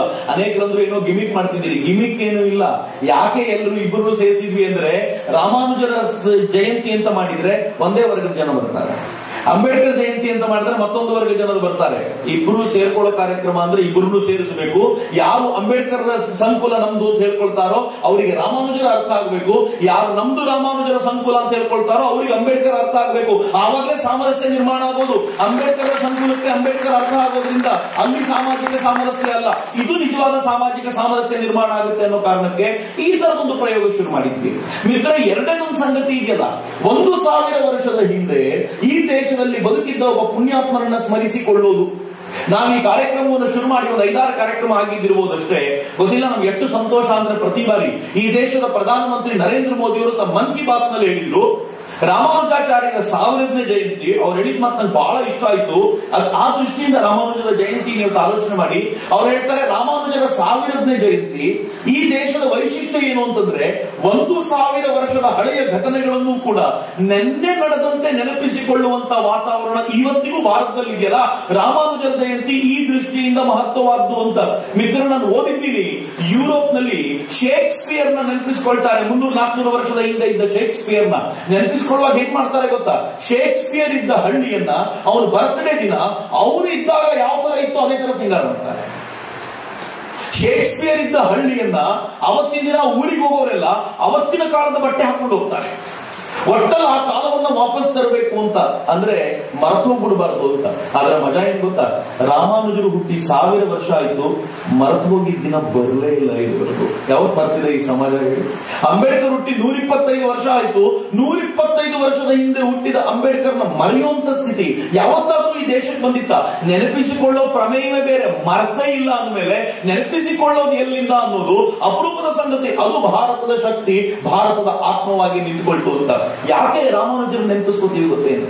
ಯಾವುದನ್ನ ಅಂಬೇಡ್ಕರ್ 120 ವರ್ಷಗಳ ಹಿಂದೆ 115 ವರ್ಷಗಳ ಹಿಂದೆ ಮಾಡಿದ್ರು ಅದನ್ನೇ 1000 ವರ್ಷಗಳ ಹಿಂದೆ ಅವತ್ತಿನ ಸಮಾಜದ ನಡುವೆ ರಾಮಾನುಜಾಚಾರ್ಯರು ಮಾಡಿದ್ರು. ರಾಮಾನುಜರು ಬಾಲ್ಯದಲ್ಲಿ ಗುರು ಯಾರಾಗಬೇಕು ಅಂತ ಹುಡುಕಾಡ್ತಿದ್ದಾಗ ಸಹಜವಾಗಿ ಗುರು ಹುಡುಕಾಟ ನಡೆದಿರುತ್ತಲ್ಲ. ಅವ್ರ ಮನೆ ಎದುರಿಗೆ ಪ್ರತಿದಿನ ಹಾದು ಹೋಗ್ತಾ ಇದ್ರು ಒಬ್ರು ಕಾಂಚೀಪುರ್ಣರು ಅಂತ ಹೆಸರು. ಅವರು ತಮ್ಮ ಮನೆಯಿಂದ ದೇವಸ್ಥಾನಕ್ಕೊಂದು ಹೋಗ್ಬೇಕಾದ್ರೆ ರಾಮಾನುಜರ ಮನೆ ಎದುರಿಗೆ ಹೋಗ್ತಿದ್ರು. ಪ್ರತಿದಿನ ಈ ಪುಟ್ಟ ಬಾಲಕ ಅವರನ್ನು ನೋಡೋದು, ಅವ್ರು ಎಷ್ಟು ಪ್ರೀತಿಯಿಂದ ಎಷ್ಟು ಶ್ರದ್ಧೆಯಿಂದ ಭಗವಂತನ ಸೇವೆ ಮಾಡ್ತಾರೆ, ಭಗವಂತನ ಅಭಿಷೇಕ ಮಾಡ್ತಾರೆ, ಭಗವಂತನ ಎದುರಿಗೆ ಪಾರಾಯಣ ಮಾಡ್ತಾರೆ, ಅವನು ಧ್ಯಾನ ಮಾಡ್ತಾರೆ. ಇದನ್ನು ಕಂಡ ರಾಮಾನುಜರು ಒಂದಿನ ಪುಟ್ಟ ಬಾಲಕ ಅಂತ ಇನ್ನು ಆಚಾರ್ಯ ಪದವಿ ಏರಿರಲಿಲ್ಲ. ಆ ಗುರುಗಳ ಹತ್ರ ಹೋಗಿ, ನೀವು ನನ್ನ ಗುರುಗಳಾಗ್ತೀರಾ ಅಂತ ಕೇಳಿ. ಚೆನ್ನಾಗಿದೆ ನೋಡಿ. ಕಾಂಚೀಪುರ್ಣರು ಗಾಬರಿಯಾಗಿ, ಮಗು ಪ್ರತಿನಿತ್ಯ ನೋಡ್ತೀನಿ, ನಿನ್ನಂತ ತೇಜಸ್ವಿ ಬಾಲಕನನ್ನ ಶಿಷ್ಯನಾಗಿ ಪಡೆಯೋದು ಎಂಥವನಿಗೂ ಭಾಗ್ಯವೇ. ಆದ್ರೆ ನಾನು ಶೂದ್ರ ಸಂಕುಲಕ್ಕೆ ಸೇರಿದವನು, ಹೀಗಾಗಿ ನಿನ್ನ ಗುರುವಾಗುವ ಅರ್ಹತೆ ನನಗಿಲ್ಲಪ್ಪ ಅಂದ್ರು ಕಾಂಚೀಪುರ್ಣ. ಪುಟ್ಟ ಬಾಲಕ ಹೌದಾ ಅನ್ಕೊಂಡು ಮನೆಗೆ ಹೋಗ್ಬೇಕಿತ್ತಲ್ಲ, ಏನೇನಿಲ್ಲ ಗೊತ್ತಾ? ಯಾವ ಬ್ರಾಹ್ಮಣ, ಯಾರ ಹೃದಯದಲ್ಲಿ ಯಾರು ನಾನು ಬ್ರಾಹ್ಮಣ ಅನ್ನುವಂತ ಅಹಂಕಾರಿಗಳಿದ್ರೆ ಒಂದ್ಸಲ ಕೇಳ್ಕೊಳ್ಳಿ, ಯಾರ ಹೃದಯದಲ್ಲಿ ಸದಾಕಾಲ ಭಗವಂತ ವಾಸಿಸುತ್ತಾನೋ ಅವನು ಮಾತ್ರ ಬ್ರಾಹ್ಮಣ. ನಿಮ್ಮ ಹೃದಯದಲ್ಲಿ ಸದಾ ವಾಸಿಸೋದ್ರಿಂದ ನೀವು ಶೂದ್ರರಲ್ಲ, ನೀವು ಸಾಕ್ಷಾತ್ ಬ್ರಾಹ್ಮಣರು. ನನಗೆ ಮಾರ್ಗದರ್ಶನ ಮಾಡಬೇಕಾದವರು ನೀವೇ ಅಂತಂದ್ರು. ಬ್ರಾಹ್ಮಣ ಅನ್ನೋ ಪದಕ್ಕೆ ವ್ಯಾಖ್ಯಾನ ಮಾಡಿದ್ದು ರಾಮಾನುಜಾಚಾರ್ಯರು ಹೀಗೆ, ಯಾರ ಹೃದಯದಲ್ಲಿ ಬ್ರಾಹ್ಮಣ ಭಗವಂತ ಇರ್ತಾನೋ, ಯಾರ ಹೃದಯದಲ್ಲಿ ಸದಾ ದುಡ್ಡು ನರ್ತಿಸುತ್ತಿರುತ್ತೋ ಅವನ ಹೆಂಗ್ರಿ ಆಗಲಿಕ್ಕೆ ಸಾಧ್ಯ? ಯಾರ ಹೃದಯದಲ್ಲಿ ಸದಾ ಬೇರೆಯವರನ್ನ ನಾಶ ಮಾಡಬೇಕು ಅನ್ನುವಂತ ಕೆಡುಕು ಬುದ್ಧಿ ನರ್ತಿಸ್ತಾ ಇರುತ್ತೋ ಅವನು ನೀವು ಉಚ್ಚ ಕುಲದವನು ಅಂತ ಕರೀಲಿಕ್ಕಾಗಲ್ಲ ಅಂತ. ಮನಸ್ಸಿನ ಶುದ್ಧಿಯ ಆಧಾರದ ಮೇಲೆ ಕುಲಗಳು ನಿರ್ಮಾಣವಾಗುವುದು, ಕುಲಗಳು ನಿರ್ಧರಿತವಾಗುವುದು ಅಂತ.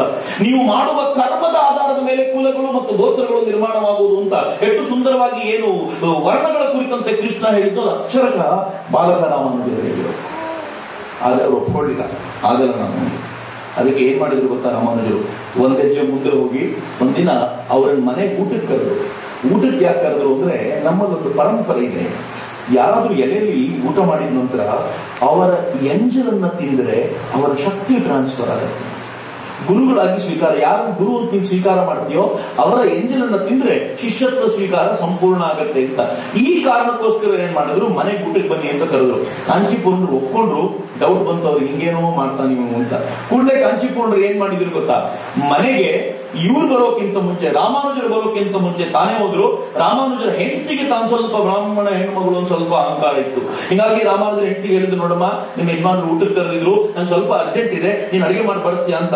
ಅಂದ್ಕೊಂಡು ಸರಿ ಯಜಮಾನರು ಬರೋದು ಲೇಟ್ ಆಗುತ್ತೇನೋ ಅಂತ ಹೇಳಿ ಅಡಿಗೆ ಮಾಡಿದ್ದನ್ನು ಅಷ್ಟೊಂದು ಇವ್ರಿಗೆ ಬಡಿಸಿ ಊಟ ಮಾಡಿಸಿ ಇವರಿಂದ ಏನು ಉಳಿದಿತ್ತಲ್ಲ ಅದನ್ನು ಕೆಲಸದವಳಿಗೆ ಕೊಟ್ಟು ಇವ್ರು ತಿಂತಿದ್ದೆ ಮತ್ತೆ ನನ್ನ ಯಜಮಾನರಿಗೆ ಯಾಕೆ ಕೊಡೋದು ಅಂತ ಕೆಲಸದವಳಿಗೆ ಕೊಟ್ಟು ಕಾರ್ಯ ಮಾಡಿ.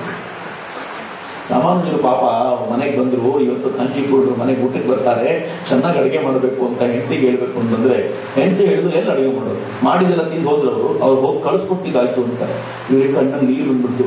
ಹೇಳಿದ್ರು ಏನು ಅವ್ರು ಉಳಿಸಿದ್ದೇನಾದ್ರು ಇದೆಯಾ ಅಂತ. ಹಂಗಂದ ತಕ್ಷಣ ಅವಳಂದು ಉಳಿಸಿದ್ರು, ಅದನ್ನು ಕೆಲಸದವಳಿಗೆ ಕೊಟ್ಟು ಹಾಕ್ಬಿಟ್ಟೆ. ಹೇಳ್ತಾರೆ, ನಿಮ್ಗೆ ಗೊತ್ತೇ ಆಗಲ್ಲ, ಏನು ಅರ್ಥನೇ ಆಗಿರೋಳು ನೀನು. ನಾನು ಆ ಗುರುಗಳ ಉಳಿಸಿದ ಅನ್ನವನ್ನ ತಿನ್ಬೇಕು ಅಂತ ಅಷ್ಟು ಪ್ರೀತಿಯಿಂದ ಬಂದೆ, ಉಳಿಸ್ತಾ ಇರುವಲ್ಲ ಅಂತಂದವರು ರಾಮಾನುಜಾಚಾರ್ಯರು.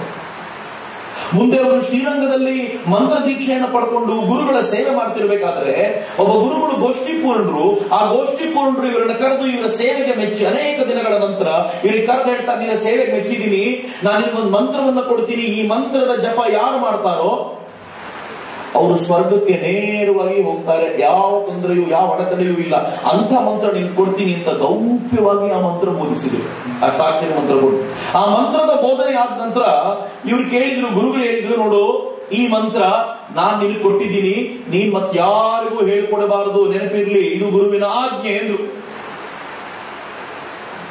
ಆಯ್ತು ಅನ್ಕೊಂಡು ಬಂದ್ರು ದೇವಸ್ಥಾನದ ಹೊರಗೆ.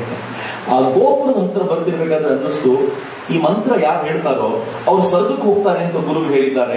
ಇಲ್ಲಿ ಎಷ್ಟೊಂದು ಜನ ಕೆಲಸಗಾರರಿದ್ದಾರೆ, ಇಲ್ಲಿನ ಅರ್ಚಕರಿದ್ದಾರೆ, ಇವರೆಲ್ಲರೂ ಕರೆಸಿ ಈ ಮಂತ್ರ ನಾನು ಕೊಟ್ಬಿಟ್ರೆ ಇವರೆಲ್ಲರೂ ಸ್ವರ್ಗಕ್ಕೆ ಹೋಗ್ಬಿಡ್ತಾರಲ್ಲ ಅಂತ ಅನ್ಸಿ ಏನ್ ಮಾಡಿದ್ರು ಗೊತ್ತಾ ರಾಮಾನುಜಾಚಾರ್ಯರು? ರಾಮಾನುಜ ಜಾಗದಲ್ಲಿ ನನ್ನನ್ನ ನಿಮ್ಮನ್ನ ಊಹಿಸ್ಕೊಳ್ಳಿ, ಮಂತ್ರ ಸಿಕ್ತು ಅಂದ ತಕ್ಷಣ ನಾವು ಜಪ ಮಾಡ್ಕೊಂಡು ಸ್ವರ್ಗಕ್ಕೆ ಹೋಗ್ಬೇಕು ಅಂತ ಯೋಚನೆ ಮಾಡೋ ಸಂಕಲ್ಪ 100% ಮಾಡಿರ್ತಿದ್ವಿ. ರಾಮಾನುಜಾಚಾರ್ಯರು ಕೆಲಸದವನ್ ಕರೆದು ಹೇಳಿದ್ರು, ನಾನು ನಿಧಿ ಕೊಡ್ಬೇಕು ಅಂತಿದ್ದೀನಿ, ಊರ್ನವ್ರು ಎಲ್ಲರೂ ಕರ್ಕೊಂಡು ಬಂದ್ರು. ಅವ್ನು ರಾಮಾನುಜರು ನಿಧಿ ಕೊಡ್ತಾರೆ ಅಂತ ಗೊತ್ತಾದ ತಕ್ಷಣ ಹೋದ, ಎಲ್ಲರೂ ಕರ್ಕೊಂಡ್ ಬಂದ. ಹಂಗ್ ಕರ್ಕೊಂಡ್ ಬಂದಾಗ ಬ್ರಾಹ್ಮಣರನ್ನೇ ಹುಡುಕಿ ಕರ್ಕೊಂಡ್ ಬರ್ಲಿಲ್ಲ, ಅವ್ರು ಹೇಳಿದ್ದೆ ಕೆಲಸದವನಿಗೆ. ಅವನೋಗಿ ಎಲ್ಲರನ್ನೂ ಕರ್ಕೊಂಡು ಬಂದ. ಆ ಕಡೆ ಅರ್ಚಕರು ಬಂದ್ರು, ಈ ಕಡೆ ಕೆಲಸಗಾರರು ಬಂದ್ರು, ಎಲ್ಲ ಜಾತಿ ಮತ ಪಂಥದವರು ಒಟ್ಟಿಗೆ ಸೇರಿ ನಿಂತ್ಕೊಂಡ್ರೆ ಅಷ್ಟು ಜನಕ್ಕೆ ಕೇಳಿಸ್ಬೇಕು ಅಂತ ಗೋಪುರದ ಮೇಲೆ ನಿಂತ್ಕೊಂಡ ರಾಮಾನುಜಾಚಾರ್ಯರು, ನಾನೊಂದು ಅದ್ಭುತವಾದ ಮಂತ್ರವನ್ನ ಕೊಡ್ತೀನಿ, ಈ ಮಂತ್ರವನ್ನ ಹೇಳೋದ್ರಿಂದ ನೀವು ನೇರವಾಗಿ ಸ್ವರ್ಗಕ್ಕೆ ಹೋಗ್ತೀರಾ, ನನ್ನ ಜೊತೆ 3 ಬಾರಿ ಈ ಮಂತ್ರವನ್ನ ಉಚ್ಚರಿಸಿ ಅಂತ ಶ್ರೇಷ್ಠ ಆಚಾರ್ಯರಾದ ರಾಮಾನುಜಾಚಾರ್ಯರು 3 ಬಾರಿ ಆ ಮಂತ್ರವನ್ನ ಒಂದಾದ್ಮೇಲೊಂದು ಉಚ್ಚರಿಸಿ ಶುರು ಮಾಡಿಸಿದ್ರು. ಎಲ್ಲರೂ ಸಾಮೂಹಿಕವಾಗಿ ಮಂತ್ರೋಚ್ಚಾರಣೆ ಆಗ್ತಾ ಇದ್ದಂತೆ ಗೋಷ್ಠಿ ಪೂರ್ಣರು ಬಂದ್ರಲ್ಲ ಮಂತ್ರ ಕೊಟ್ಟ ಗುರುಗಳು, ಕೆಂಡ ಆಗ್ಬಿಟ್ರು ಅವರು. ಅವ್ರು ಆ ಕಡೆಯಿಂದ ಬಂದು ರಾಮಾನುಜರು ನೋಡಿದ್ರು. ರಾಮಾನುಜರು ನೀಟಾಗಿ ಕೆಳಗೆ ಬಂದು ನಮಸ್ಕಾರ ಮಾಡಿದ್ರು. ಅವರಿಗೆ ಎದ್ದು ಹೇಳಿದ್ರು, ರಾಮಾನುಜ, ನನ್ನ ಮಂತ್ರಕ್ಕೆ ಅವಮಾನ ಮಾಡಿದ್ದೀಯಾ, ಇದು ಗುರುವಿಗೆ ಮಾಡಿರುವ ಅವಮಾನ, ನೀನು ನೇರವಾಗಿ ನರಕಕ್ಕೆ ಹೋಗ್ತೀಯ. ರಾಮಾನುಜರು ಕೈ ಮುಗಿದು ಹೇಳಿದ್ರು, ಗುರುಗಳೇ, ನೀವು ಕೊಟ್ಟಿರೋ ಮಂತ್ರ ಸ್ವರ್ಗಕ್ಕೆ ತಗೊಂಡು ಹೋಗೋ ಮಂತ್ರ ಅಂತ ಆಗಿದ ಮೇಲೆ ಇಲ್ಲಿರೋ ಇಷ್ಟು ಜನ ಸ್ವರ್ಗಕ್ಕೆ ಹೋಗ್ತಾರೆ ಅನ್ನೋದು ಖಾತ್ರಿ ಆಯ್ತು, ಅನುಮಾನವೇ ಇಲ್ಲ. ಆದ್ರೆ ಇಷ್ಟು ಜನ ಸ್ವರ್ಗಕ್ಕೆ ಹೋಗ್ಲಿಕ್ಕೋಸ್ಕರ ನಾನೊಬ್ಬ ನರಕಕ್ಕೆ ಹೋಗ್ತೀನಿ ಅಂತಾದ್ರೆ ನನಗೆ ನಿಜವಾಗ್ಲೂ ಯಾವ ಬೇಸರವೂ ಇಲ್ಲ, ನಿಮ್ಮ ಆಶೀರ್ವಾದ ಯಾವಾಗ್ಲೂ ಇರಲಿ ಅಂತ ಅವ್ರ ಕಾಲಿಗೆ ಬಿದ್ದು ನರಕಕ್ಕೆ ಹೋಗ್ಲಿಕ್ಕೆ ಸಿದ್ಧರಾದ್ರಲ್ಲ, ಅದು ರಾಮಾನುಜಾಚಾರ್ಯರು. ಯಾರು ರಾಮಾನುಜಾಚಾರ್ಯರು? ಯಾವ ಜನಾಂಗಕ್ಕೆ ಸೇರಿದವರು, ಯಾರನ್ನ ಅಂತ ತಿಳ್ಕೊಳ್ತೀವಿ ಅವರನ್ನ? ಹಂಗ ಹೇಳಿದ ತಕ್ಷಣ ಗುರುಗಳ ಕಣ್ಣಿಂದ ಧಾರಾಕಾರವಾಗಿ ನೀರು ಸುರಿದು ರಾಮಾನುಜರನ್ನ ತಪ್ಪಿಕೊಂಡು ಏನಂದ್ರಂತೆ ಗೊತ್ತಾ?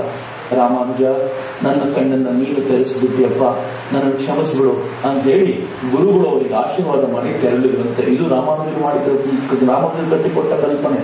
ಯಾವ ರಾಮಾನುಜರು? ಇದೇ ರಾಮಾನುಜರು ಚೋಳರ ತೀವ್ರತೆ ಜಾಸ್ತಿ ಆದಾಗ, ಚೋಳರ ಕಾಟ ಜಾಸ್ತಿ ಆದಾಗ ತಮಿಳುನಾಡಿನ ಬಿಟ್ಟು ಹುಡ್ಕೊಂಡು ಬಂದಿದ್ದು ಕರ್ನಾಟಕಕ್ಕೆ. ಗೊತ್ತಿಲ್ಲ, ಕರ್ನಾಟಕದ ಬಗ್ಗೆ ಇರೋದು ಹೆಮ್ಮೆ ನನಗೆ ಯಾವಾಗಲೂ ಇದೆ. ನನಗೆ ಅನೇಕರು ಉತ್ತರ ಭಾರತೀಯರು ಕಿಚಾಯಿಸ್ತಾ ಇರ್ತಾರೆ, ನನ್ಗೆ ತುಂಬಾ ಮಾತಾಡ್ತಿರುವಾಗ ಹೇಳ್ತಿರ್ತಾರೆ, ನೀವೆಲ್ಲ ದಕ್ಷಿಣ ಭಾರತದವ್ರು ಏನ್ ಹೇಳಿದ್ರು ಎಲ್ಲ ದೇವರುಗಳು ನಮ್ಮವರೇ ಅಂತಿರ್ತಾರೆ. ರಾಮ ಹುಟ್ಟಿದ್ದು ನಮ್ಮ ಹತ್ರ, ಕೃಷ್ಣ ಹುಟ್ಟಿದ್ದು ನಮ್ಮ ಹತ್ರ, ಹಿಂಗೆಲ್ಲ ಹೇಳ್ತಿರ್ತಾರೆ. ನಮಗಿರೋ ದೇವರು ಒಬ್ಬನೇ ಒಬ್ಬ, ಆಂಜನೇಯ ಮಾತ್ರ. ಆಂಜನೇಯ ನಮ್ಮವನೇ ಅಂತ ಹೇಳಿದ್ರೆ ಸಮಾಧಾನ ಆಗಲ್ಲ. ನಾನು ಅವ್ರಿಗೆ ತಮಾಷೆ ಮಾಡ್ತಾ ಇದ್ದೇನೆ, ಹೌದಪ್ಪ, ರಾಮ ನಿಮ್ಮವನೇ, ಕೃಷ್ಣ ನಿಮ್ಮವನೇ, ಶಿವ ಹಿಮಾಲಯದಲ್ಲಿ ಇರ್ತಾನೆ, ಸರಿ ಎಲ್ಲರೂ ನೀವೇ ಇಟ್ಕೊಳ್ಳಿ. ಆದ್ರೆ ಈ ದೇವರುಗಳನ್ನ ಪಡೆಯೋದು ಹೇಗೆ ಅಂತ ಹೇಳಿಕೊಟ್ಟ 3 ಆಚಾರ್ಯರು ಮೂರು ಮತಗಳನ್ನ ಸ್ಥಾಪಿಸಿದ ಶ್ರೇಷ್ಠ ಆಚಾರ್ಯರುಗಳು ಅವರೆಲ್ಲರೂ ದಕ್ಷಿಣ ಭಾರತದವರೇ. ನಮ್ಮ ಗುರುಗಳಿಲ್ಲ ಅಂದ್ರೆ ನಿಮ್ ದೇವರು ನೋಡ್ಲಿಕ್ಕೆ ಯಾರಿಗೂ ಗೊತ್ತಾಗ್ತಿರ್ಲಿಲ್ಲ ಅಂತ ನನ್ನ ತಕ್ಷಣ ಸುಮ್ಮನೆ ಆಗ್ತಾರೆ. ನಮ್ಮಿಬ್ಬರು ಬಾಂಧವ್ಯ ಬಹಳ ಸುಂದರವಾಗಿರುವಂತದ್ದು ಉತ್ತರ ಮತ್ತು ದಕ್ಷಿಣ. ಆದ್ರೆ ಕರ್ನಾಟಕದ ಒಂದು ಶಕ್ತಿ ಏನು ಗೊತ್ತೇನು? ಯಾವ ಆಚಾರ್ಯರು, ಮೂರು ಆಚಾರ್ಯರು ನಾವು ಹೇಳ್ತೀವೋ ಆ ಮೂರು ಆಚಾರ್ಯರಿಗೆ ಈ ನೆಲದ ಮೇಲೆ ಅಗಾಧವಾದ ಪ್ರೀತಿ. ಶಂಕರರು ಹುಟ್ಟಿದ್ದು ಕೇರಳದ ಕಾಲಟಿಯಲ್ಲಿ, ಹಾಗಂತ ಶಂಕರ ಪೀಠವನ್ನು ಸ್ಥಾಪಿಸಿದ್ದು ಕೇರಳದಲ್ಲ, ಅವರು ಕರ್ನಾಟಕದ ಶೃಂಗೇರಿಗೆ ಬಂದು ಸ್ಥಾಪಿಸಿದ್ದು. ಎಷ್ಟು ಪ್ರೀತಿ ಇರಬೇಕು ಅವರಿಗೆ. ಮಧ್ವಾಚಾರ್ಯರಂತೂ ಹುಟ್ಟಿದ್ದು ಉಡುಪಿಯಲ್ಲೇ, ಬೇರೆ ಅನುಮಾನವೇ ಇಲ್ಲ. ನಾವು ಮತ್ತೊಂದು ರಾಜ್ಯ ಹುಡ್ಕೊಂಡು ಹೋಗ್ಬೇಕಾದ ಅಗತ್ಯವೇ ಇಲ್ಲ. ರಾಮಾನುಜಾಚಾರ್ಯರು ಅವರು ಇದ್ದಿದ್ದು ಅಲ್ಲಿ ಆದರೂ ಕೂಡ, ಆದ್ರೆ ಅಲ್ಲಿಂದ ಓಡಿಕೊಂಡು ಬಂದು ರಾಮಾನುಜರು ಅವರು ನೆಲೆ ನಿಂತಿದ್ದು ಇಲ್ಲೇ ಭಾಗದ ಮೇಲುಕೋಟೆಯಲ್ಲಿ. ಇಲ್ಲಿ ಬಂದು ನೆಲೆ ನಿಂತ್ಕೊಂಡಂತ ರಾಮಾನುಜಾಚಾರ್ಯರು ಇಲ್ಲಿದ್ದುಕೊಂಡು ಎಂತ ದೊಡ್ಡ ಕ್ರಾಂತಿಯನ್ನು ಮಾಡಿದ್ರು. ಒಮ್ಮೆ ಕನಸದಲ್ಲಿ ಬಂದು ಭಗವಂತ ಹೇಳಿದ ಅವರಿಗೆ, ನಾನು ಒಬ್ಬನೇ ಇದ್ದೀನಿ, ಜೋಡಿ ದೇವರು ನಾವು, ಇನ್ನೊಂದು ದೇವರು ಉತ್ಸವಕ್ಕೆ ಅಂತ ಹೋಗೋ ದೇವರು ಇಲ್ಲಿಲ್ಲ, ಅದನ್ನ ದೆಹಲಿಯ ಬಾದಶಾಹ ತಗೊಂಡೋಗ್ಬಿಟ್ಟಿದ್ದಾರೆ, ತಗೊಂಡ್ ಬರ್ತೀನಿ ನೀವು. ರಾಮಾನುಜರು ದೆಹಲಿಗೆ ಹೋದ್ರು. ದೆಹಲಿಯ ಬಾದಶಾಹನಿಗೆ ಕೇಳಿದ್ರು, ಒಂದು ಉತ್ಸವದ ಮೂರ್ತಿ ನಮ್ದು ನಿಮ್ಮ ಹತ್ರ ಬಂದ್ಬಿಟ್ಟಿದೆ, ನಿಂತ್ಕೊಂಡ್ಬಿಟ್ಟಿದ್ದೀರಾ, ಕೊಡ್ತೀರಾ ಅದನ್ನ ಅಂತ. ಅವರೊಂದಷ್ಟು ದೇವರ ಮೂರ್ತಿ ಕದಿಯೋ ರೂಢಿ ಬಹಳ ಇತ್ತು ಅವರಿಗೆ. ದೇವಸ್ಥಾನಗಳನ್ನು ಒಡೆಯೋದು, ಮೂರ್ತಿಯ ತಕೊಂಡು ಹೋಗೋದು ಬಹಳ ಖುಷಿ ಅವರಿಗೆ, ಅದರಲ್ಲೇ ಆನಂದ ಅವರಿಗೆ. ಇವತ್ತಿಗೂ ಅನೇಕರಿಗೆ ಅದೇ ಆನಂದ ಇದೆ. ದೇವಸ್ಥಾನಗಳನ್ನ ನಾಶ ಮಾಡಿಬಿಟ್ರೆ ಬಹಳ ಸಂತೋಷ ಅಂತ. ಆ ಮೂರ್ತಿಗಳನ್ನ ಅಷ್ಟು ತೋರಿಸಿದ್ರೆ ರಾಮಾನುಜರುಗಳಿಗೆ ಯಾವುದು ಮೂರ್ತಿ ಅಲ್ಲ, ಇದನ್ ಬಿಟ್ಟು ಮತ್ತೊಂದಿದೆ. ಸರ್ವನಾರಾಯಣನ ಸುಂದರವಾದ ಮೂರ್ತಿ, ಉತ್ಸವ ಮೂರ್ತಿ. ನವಾಬ ಹೇಳ್ದ, ಬಾದಶಾಹ ಹೇಳ್ದ, ಒಂದೇ ಒಂದು ಮೂರ್ತಿ ಇದೆ, ಅದು ನನ್ನ ಮಗಳು ಇಟ್ಕೊಂಡ್ಬಿಟ್ಟಿದ್ದಾಳೆ ನಾಚಿಯಾರು, ಅವಳಿಗೆ ಬಹಳ ಪ್ರೀತಿ ಆ ಮೂರ್ತಿ ಮೇಲೆ, ಅವಳು ಯಾವ ಕಾರಣಕ್ಕೂ ಕೊಡಲ್ಲ, ಇರಬೇಕಿದ್ರೆ ತಗೊಂಡು ಬನ್ನಿ ಅವಳ ಹತ್ರ. ರಾಮಾನುಜರ ಪ್ರಭಾವ ಹೇಗಿತ್ತು ಅಂತಂದ್ರೆ, ಹೇಳ್ತಾರೆ ಕಥನಕಾರರು, ರಾಮಾನುಜಾಚಾರ್ಯರು ಹೆಸರಿಡಿದು ಕರೆದರಂತೆ ಅವನ್ನ, ಬಾ ತಂದ ಅಂತ ಕರೆದ್ರು. ಕರೆದಿದ ತಕ್ಷಣ ಆ ಮೂರ್ತಿ ಓಡ್ಕೊಂಡು ಬಂದು ತಲೆ ಮೇಲೆ ಕೂತ್ಕೊಂಡಿತ್ತು. ರಾಮಾನುಜರು ಆ ಮೂರ್ತಿನ ತಗೊಂಡು ಬಂದ್ಬಿಟ್ರು. ಈ ರಾಜನಿಗೂ ಹೇಳದೆ, ಆ ಮಗಳಿಗೂ ಹೇಳದೆ ಬಂದ್ಬಿಟ್ರು.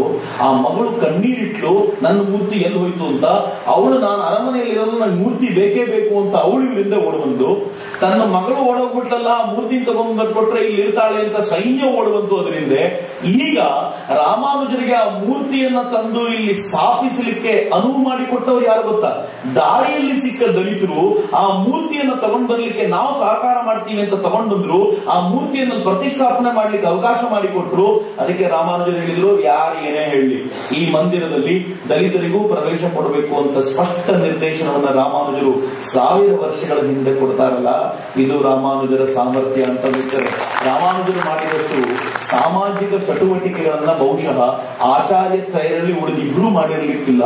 ಅಷ್ಟು ದೊಡ್ಡ ಮಟ್ಟದ ಸಾಮಾಜಿಕ ಕಾರ್ಯವನ್ನ ರಾಮಾನುಜಾಚಾರ್ಯರು ಮಾಡಿದ್ರು. ಯಾವುದನ್ನ ಮುಂದೆ ಅನೇಕ ಬಾರಿ ಅಂಬೇಡ್ಕರ್ ಪದೇ ಪದೇ ಉಲ್ಲೇಖ ಮಾಡ್ತಿದ್ರು, ಆ ಕೆಲಸವನ್ನು ಮಾಡಿದ್ರು ರಾಮಾನುಜಾಚಾರ್ಯರು. ಆದ್ರೆ ದೇಶ ಬದಲಾಯ್ತಾ? ಖಂಡಿತವಾಗಿ ಬದಲಾಗಿಲ್ಲ. ನಾವು ಎಷ್ಟರ ಮಟ್ಟಿಗೆ ಈಗಲೂ ಕೂಡ ಅದನ್ನ ಆಲೋಚನೆ ಮಾಡಿದ್ರೆ ಕೆಳ ಹಂತದಲ್ಲಿ ಇದ್ದೀವಿ ಅಂದ್ರೆ ಅನ್ಬಿಲೀವಬಲ್, ಇಮ್ಯಾಜಿನ್ ಮಾಡ್ಲಿಕ್ಕೆ ಸಾಧ್ಯ ಇಲ್ಲ. ಇವತ್ತಿಗೂ ಅನೇಕ ಊರುಗಳಲ್ಲಿ ಹೇಗಿದೆ ಗೊತ್ತಾ? ನಾವು ಅನೇಕರು ಇಲ್ಲಿ ಚನ್ನಪಟ್ಟಣದಲ್ಲಿ ಕೂತಿರೋರು ಹೇಳ್ತೀವಿ, ನಾವು ಎಲ್ಲಿದೆ ಬಿಡಿ ಸರ್, ಈಗೆಲ್ಲವೂ ಚೆನ್ನಾಗಿದೆ, ಈಗ ಜಾತಿಯ ಪ್ರಾಬ್ಲಮ್ ಎಲ್ಲೂ ಇಲ್ಲವೇ ಇಲ್ಲ ಅಂತ. ಆದ್ರೆ ಜಾತಿಯ ಪ್ರಾಬ್ಲಮ್ ಯಾವಾಗ ಗೊತ್ತಾಗುತ್ತೆ ಗೊತ್ತಾ? ನಾವು ಕೆಳ ಜಾತಿಯಲ್ಲಿ ಹುಟ್ಟಿದ್ದು ಮೇಲ್ಜಾತಿಯವರು ನಮ್ಮನ್ನು ದೇವಸ್ಥಾನಕ್ಕೆ ಬಿಡಲ್ಲ ಅಂತಾರಲ್ಲ, ಆಗ ನಿಜವಾದ ಜಾತಿ ಪ್ರಾಬ್ಲಮ್ ಏನು ಅಂತ ಗೊತ್ತಾಗುತ್ತೆ. ಅನೇಕ ಬಾರಿ ಹೆಂಗಾಗುತ್ತೆ ಗೊತ್ತಾ ಮಿತ್ರರೇ, ನಾವು ದೇವಸ್ಥಾನಕ್ಕೆ ಹೋಗ್ತಿರ್ತೀವಲ್ಲ, ಯಾರು ಬರ್ತಾರೆ ಯಾರು ಹೋಗ್ತಾರೆ ಅಂತ ನಾವು ಯಾವತ್ತೂ ನೋಡೇ ಇರಲ್ಲ. ಆದ್ರೆ ಊರಿನಲ್ಲಿರುವಂತ ಕೆಳ ಜಾತಿಯವರನ್ನ ದೇವಸ್ಥಾನಕ್ಕೆ ಬಿಡಲ್ಲ ಅಂತ ನಮ್ಗೆ ಗೊತ್ತೂ ಇರಲ್ಲ. ಅದಕ್ಕೋಸ್ಕರ ಅನೇಕ ಬಾರಿ ಏನ್ ಮಾಡ್ತಾರೆ ಅಂದ್ರೆ, ಕೆಲವು ಜಾತಿಯ ಜನ ದೇವಸ್ಥಾನಕ್ಕೆ ಹೋಗೋದನ್ನೇ ಬಿಟ್ಬಿಟ್ಟಿರ್ತಾರೆ. ನಾವು ಅನ್ಕೊಳ್ತೀವಿ ಇವರಿಗೆ ನಯಾ ಪೈಸೆ ದೇವರ ಮೇಲೆ ಭಕ್ತಿ ಇಲ್ಲ ನೋಡು ಬರಲ್ಲ ಅಂತ. ಬಿಟ್ಟಿದ್ದೀರೇನು? ಯಾವಾಗಾದ್ರೂ ಸೇರಿಸ್ಕೊಳ್ಳೋ ಪ್ರಯತ್ನ ಮಾಡಿದ್ದೀರೇನು?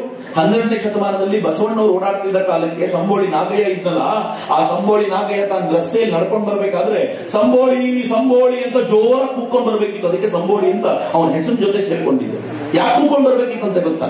ನಾನು ನಡ್ಕೊಂಡ್ ಬರ್ತಿದ್ದೀನಿ, ನನ್ನ ನೀವ್ ಯಾರು ನೋಡ್ಬಾರ್ದು, ನಾನು ಬರ್ತಾ ಇರೋದ್ರಿಂದ ನೀವೆಲ್ಲ ಮನೆಗೆ ಸೇರ್ಕೊಂಡ್ಬಿಡಿ ಅಂತ ಹೇಳ್ಕೊಳ್ಳಿಕ್ಕೆ.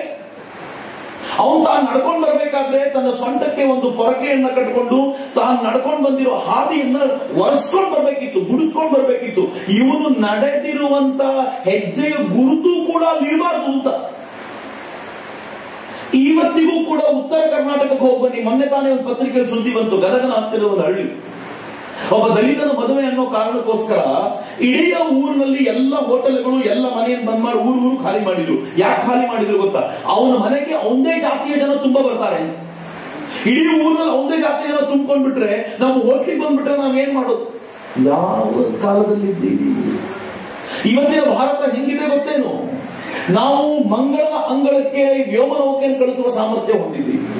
ನಾವು ಕಕ್ಷೆಗೆ ಉಪಗ್ರಹವನ್ನು ಕಳಿಸಿದ್ರೆ ಒಂದೆರಡು ಲೆಕ್ಕದಲ್ಲಿ ಕಳಿಸಲ್ಲ, 104 ಉಪಗ್ರಹಗಳನ್ನ ಏಕಕಾಲಕ್ಕೆ ಕಕ್ಷೆಗೆ ಕಳಿಸಬಲ್ಲಂತ ಅತ್ಯಂತ ಬುದ್ಧಿವಂತ ವಿಜ್ಞಾನಿಗಳ ಸಮೂಹ ಭಾರತದಲ್ಲಿದೆ.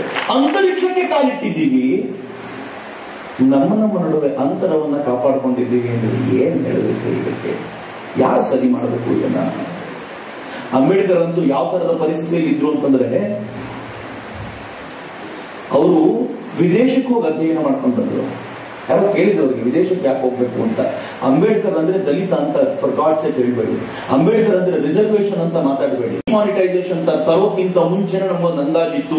ಡಿಮಾನಿಟೈಸೇಷನ್ ಅಂದ್ರೆ ಏನು, ಅದು ಹೆಂಗಿರುತ್ತೆ, ಏನಾಗುತ್ತೆ ಅಂತ ನಮ್ಗೆಲ್ಲ ತುಂಬಾ ಕ್ಲಾಸಸ್ ಆಗಿತ್ತು, ನಮ್ಗೆ ಗೊತ್ತಿತ್ತು. ಆದ್ರೆ ರುಪಿ ಅಂದ್ರೆ ಏನು ಅಂತ ನಮ್ ಕ್ಲಾಸ್ ಮಾಡಿದವರು ಯಾರು ಹೇಳಿರ್ಲಿಲ್ಲ. ರುಪಿ ವ್ಯಾಲ್ಯೂ ಹೇಗಿರುತ್ತೆ, ₹1 ವ್ಯಾಲ್ಯೂ ಹೇಗೆ ಬರುತ್ತೆ, $1 ಅಂದ್ರೆ ₹1 ಅಂತ ಹೆಂಗಾಗುತ್ತೆ ಅಂತ ಯಾರು ಹೇಳಿರ್ಲಿಲ್ಲ. ಆದ್ರೆ ಯಾರ್ಯಾರು ಅಂಬೇಡ್ಕರ್ ಕಂಪ್ಲೀಟ್ ವರ್ಕ್ಸ್ ಓದಿರ್ತಾರೋ, ಅದರಲ್ಲಿ ಇಂಡಿಯನ್ ರುಪಿ ಬಗ್ಗೆ ಅಂಬೇಡ್ಕರ್ ಬರೆದಿರುವಂತಹ ಪ್ರಬಂಧಗಳನ್ನು ಓದಿರ್ತಾರೋ, ಅವರಿಗೆ ಮಾತ್ರ ಭಾರತದಲ್ಲಿ ರುಪಿ ವ್ಯಾಲ್ಯೂನ ಪ್ರಾಬ್ಲಮ್ ಏನು ಅಂತ ಸ್ಪಷ್ಟವಾಗಿ ಗೊತ್ತಿರುತ್ತೆ. ಯಾಕೆಂದ್ರೆ ಅಂಬೇಡ್ಕರ್ ಒಬ್ಬ ಅದ್ಭುತವಾದ ಎಕನಾಮಿಸ್ಟ್ ಕೂಡ ಆಗಿದ್ರು. ಎಷ್ಟು ಜನರಿಗೆ ಗೊತ್ತಿದೆ ಕೇಳಿ ನೋಡಿ. ಅಂಬೇಡ್ಕರ್ ಅಂದ್ರೆ ರಿಸರ್ವೇಶನ್ ಅಂತ ಮಾತ್ರ ಹೇಳುವ ಅನೇಕರಿಗೆ ಅಂಬೇಡ್ಕರ್ ಅಂದ್ರೆ ಎಕನಾಮಿಸ್ಟ್ ಅಂತ ಗೊತ್ತಿಲ್ಲ. ಈ ದೇಶದಿಂದ ವಿದೇಶಕ್ಕೆ ಹೋಗ್ಬೇಕಾದ್ರೆ ಅಂಬೇಡ್ಕರ್ ಕೇಳಾಯ್ತು, ವಿದೇಶಕ್ಕೆ ಯಾಕೆ ಹೋಗ್ಬೇಕು? ಅಂಬೇಡ್ಕರ್ ಏನ್ ಹೇಳ್ತಾರೆ ಗೊತ್ತಾ? ನಾನು ಯಾಕೆ ವಿದೇಶಕ್ಕೆ ಹೋಗ್ಬೇಕು ಅಂತಂದ್ರೆ, ನಾನು ಅಲ್ಲಿ ಎಕನಾಮಿಕ್ಸ್ ಅಂತ ತಿಳ್ಕೊಂಡು ಬರಬೇಕು ಅಂತಿದ್ದೀನಿ. ನಾನು ಅಲ್ಲಿ ಮಾನವ ಶಾಸ್ತ್ರವನ್ನು ಅಧ್ಯಯನ ಮಾಡ್ಕೊಂಡು ಬರಬೇಕು. ಅದನ್ನ ಅಧ್ಯಯನ ಮಾಡಿಕೊಂಡು ನನ್ನ ಭಾರತವನ್ನ ಬಲಗೊಳಿಸಲಿಕ್ಕೆ ಏನ್ ಬೇಕೋ ಅಷ್ಟು ಕೆಲಸ ಮಾಡಬೇಕು ಅಂತ ವಿದೇಶಕ್ಕೆ ಹೋಗಿ ಅಧ್ಯಯನ ಮಾಡ್ಕೊಂಡು ಮುಂಬೈಗೆ ಬಂತು. ವಿದೇಶದಲ್ಲಿ ಅಧ್ಯಯನ ಮುಗಿಸ್ಕೊಂಡು ಬಂದಂತ ಪುಣ್ಯಾತ್ಮನಿಗೆ ಒಂದು ಮನೆ ಕೊಡಿ ಅಂದ್ರೆ ಮುಂಬೈನಲ್ಲಿ ಯಾರು ಕೊಡಲಿಲ್ಲ. ಯಾಕೆಂದ್ರೆ ದಲಿತರ ಕ್ಯಾಸ್ಟಿಕ್ಸ್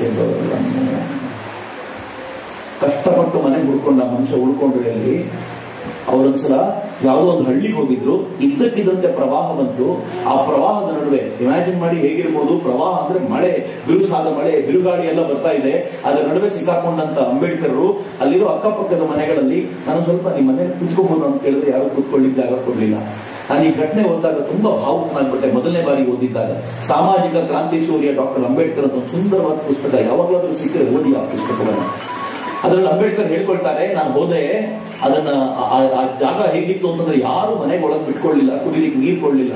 ಯಾವುದೋ ಒಂದು ಗಲ್ಲಿ ಒಂದು ತುದಿ ನಾನು ಒಬ್ಬನೇ ದೀರ್ಘಕಾಲ ನಿಂತ್ಕೊಂಡೆ. 7-8 ಗಂಟೆಗಳ ಕಾಲ ಅಸಹ್ಯಕರ ವಾತಾವರಣದಲ್ಲಿ ನಿಂತಿದ್ದೆ ನಾನು. ಕೊನೆಗೆ ಎಲ್ಲ ಇರ್ಬೋದು. ಯೋಚನೆ ಮಾಡಿ ಅಂಬೇಡ್ಕರ್ಗೆ. ನಾವೆಲ್ಲ ಅಂಬೇಡ್ಕರ್ ಬಗ್ಗೆ ಮಾತನಾಡ್ತಿರ್ಬೇಕಾದ್ರೆ ರಿಸರ್ವೇಶನ್ ಬಗ್ಗೆ ಸಿಕ್ಕಾಪಟ್ಟೆ ಎಲ್ಲರೂ ಮಾತನಾಡ್ತಾರೆ. ರಿಸರ್ವೇಶನ್ ಕೊಟ್ಟು ಅಂಬೇಡ್ಕರ್ ಎಲ್ಲವನ್ನು ಹಾಳು ಮಾಡಿದ್ರು, ಸಮಾಜವನ್ನು ಹಾಳು ಮಾಡಿದ್ರು. ಒಂದೇ ಒಂದು ಮಾತು ಹೇಳಿರ್ತಾರೆ, ನಾನು ಕೂಡ ರಿಸರ್ವೇಶನ್ ಅನ್ನ ಆಪೋಸ್ ಮಾಡ್ತಿದ್ದಂತ ಗ್ರೂಪ್ ನಲ್ಲೇ ಇದ್ದವನು.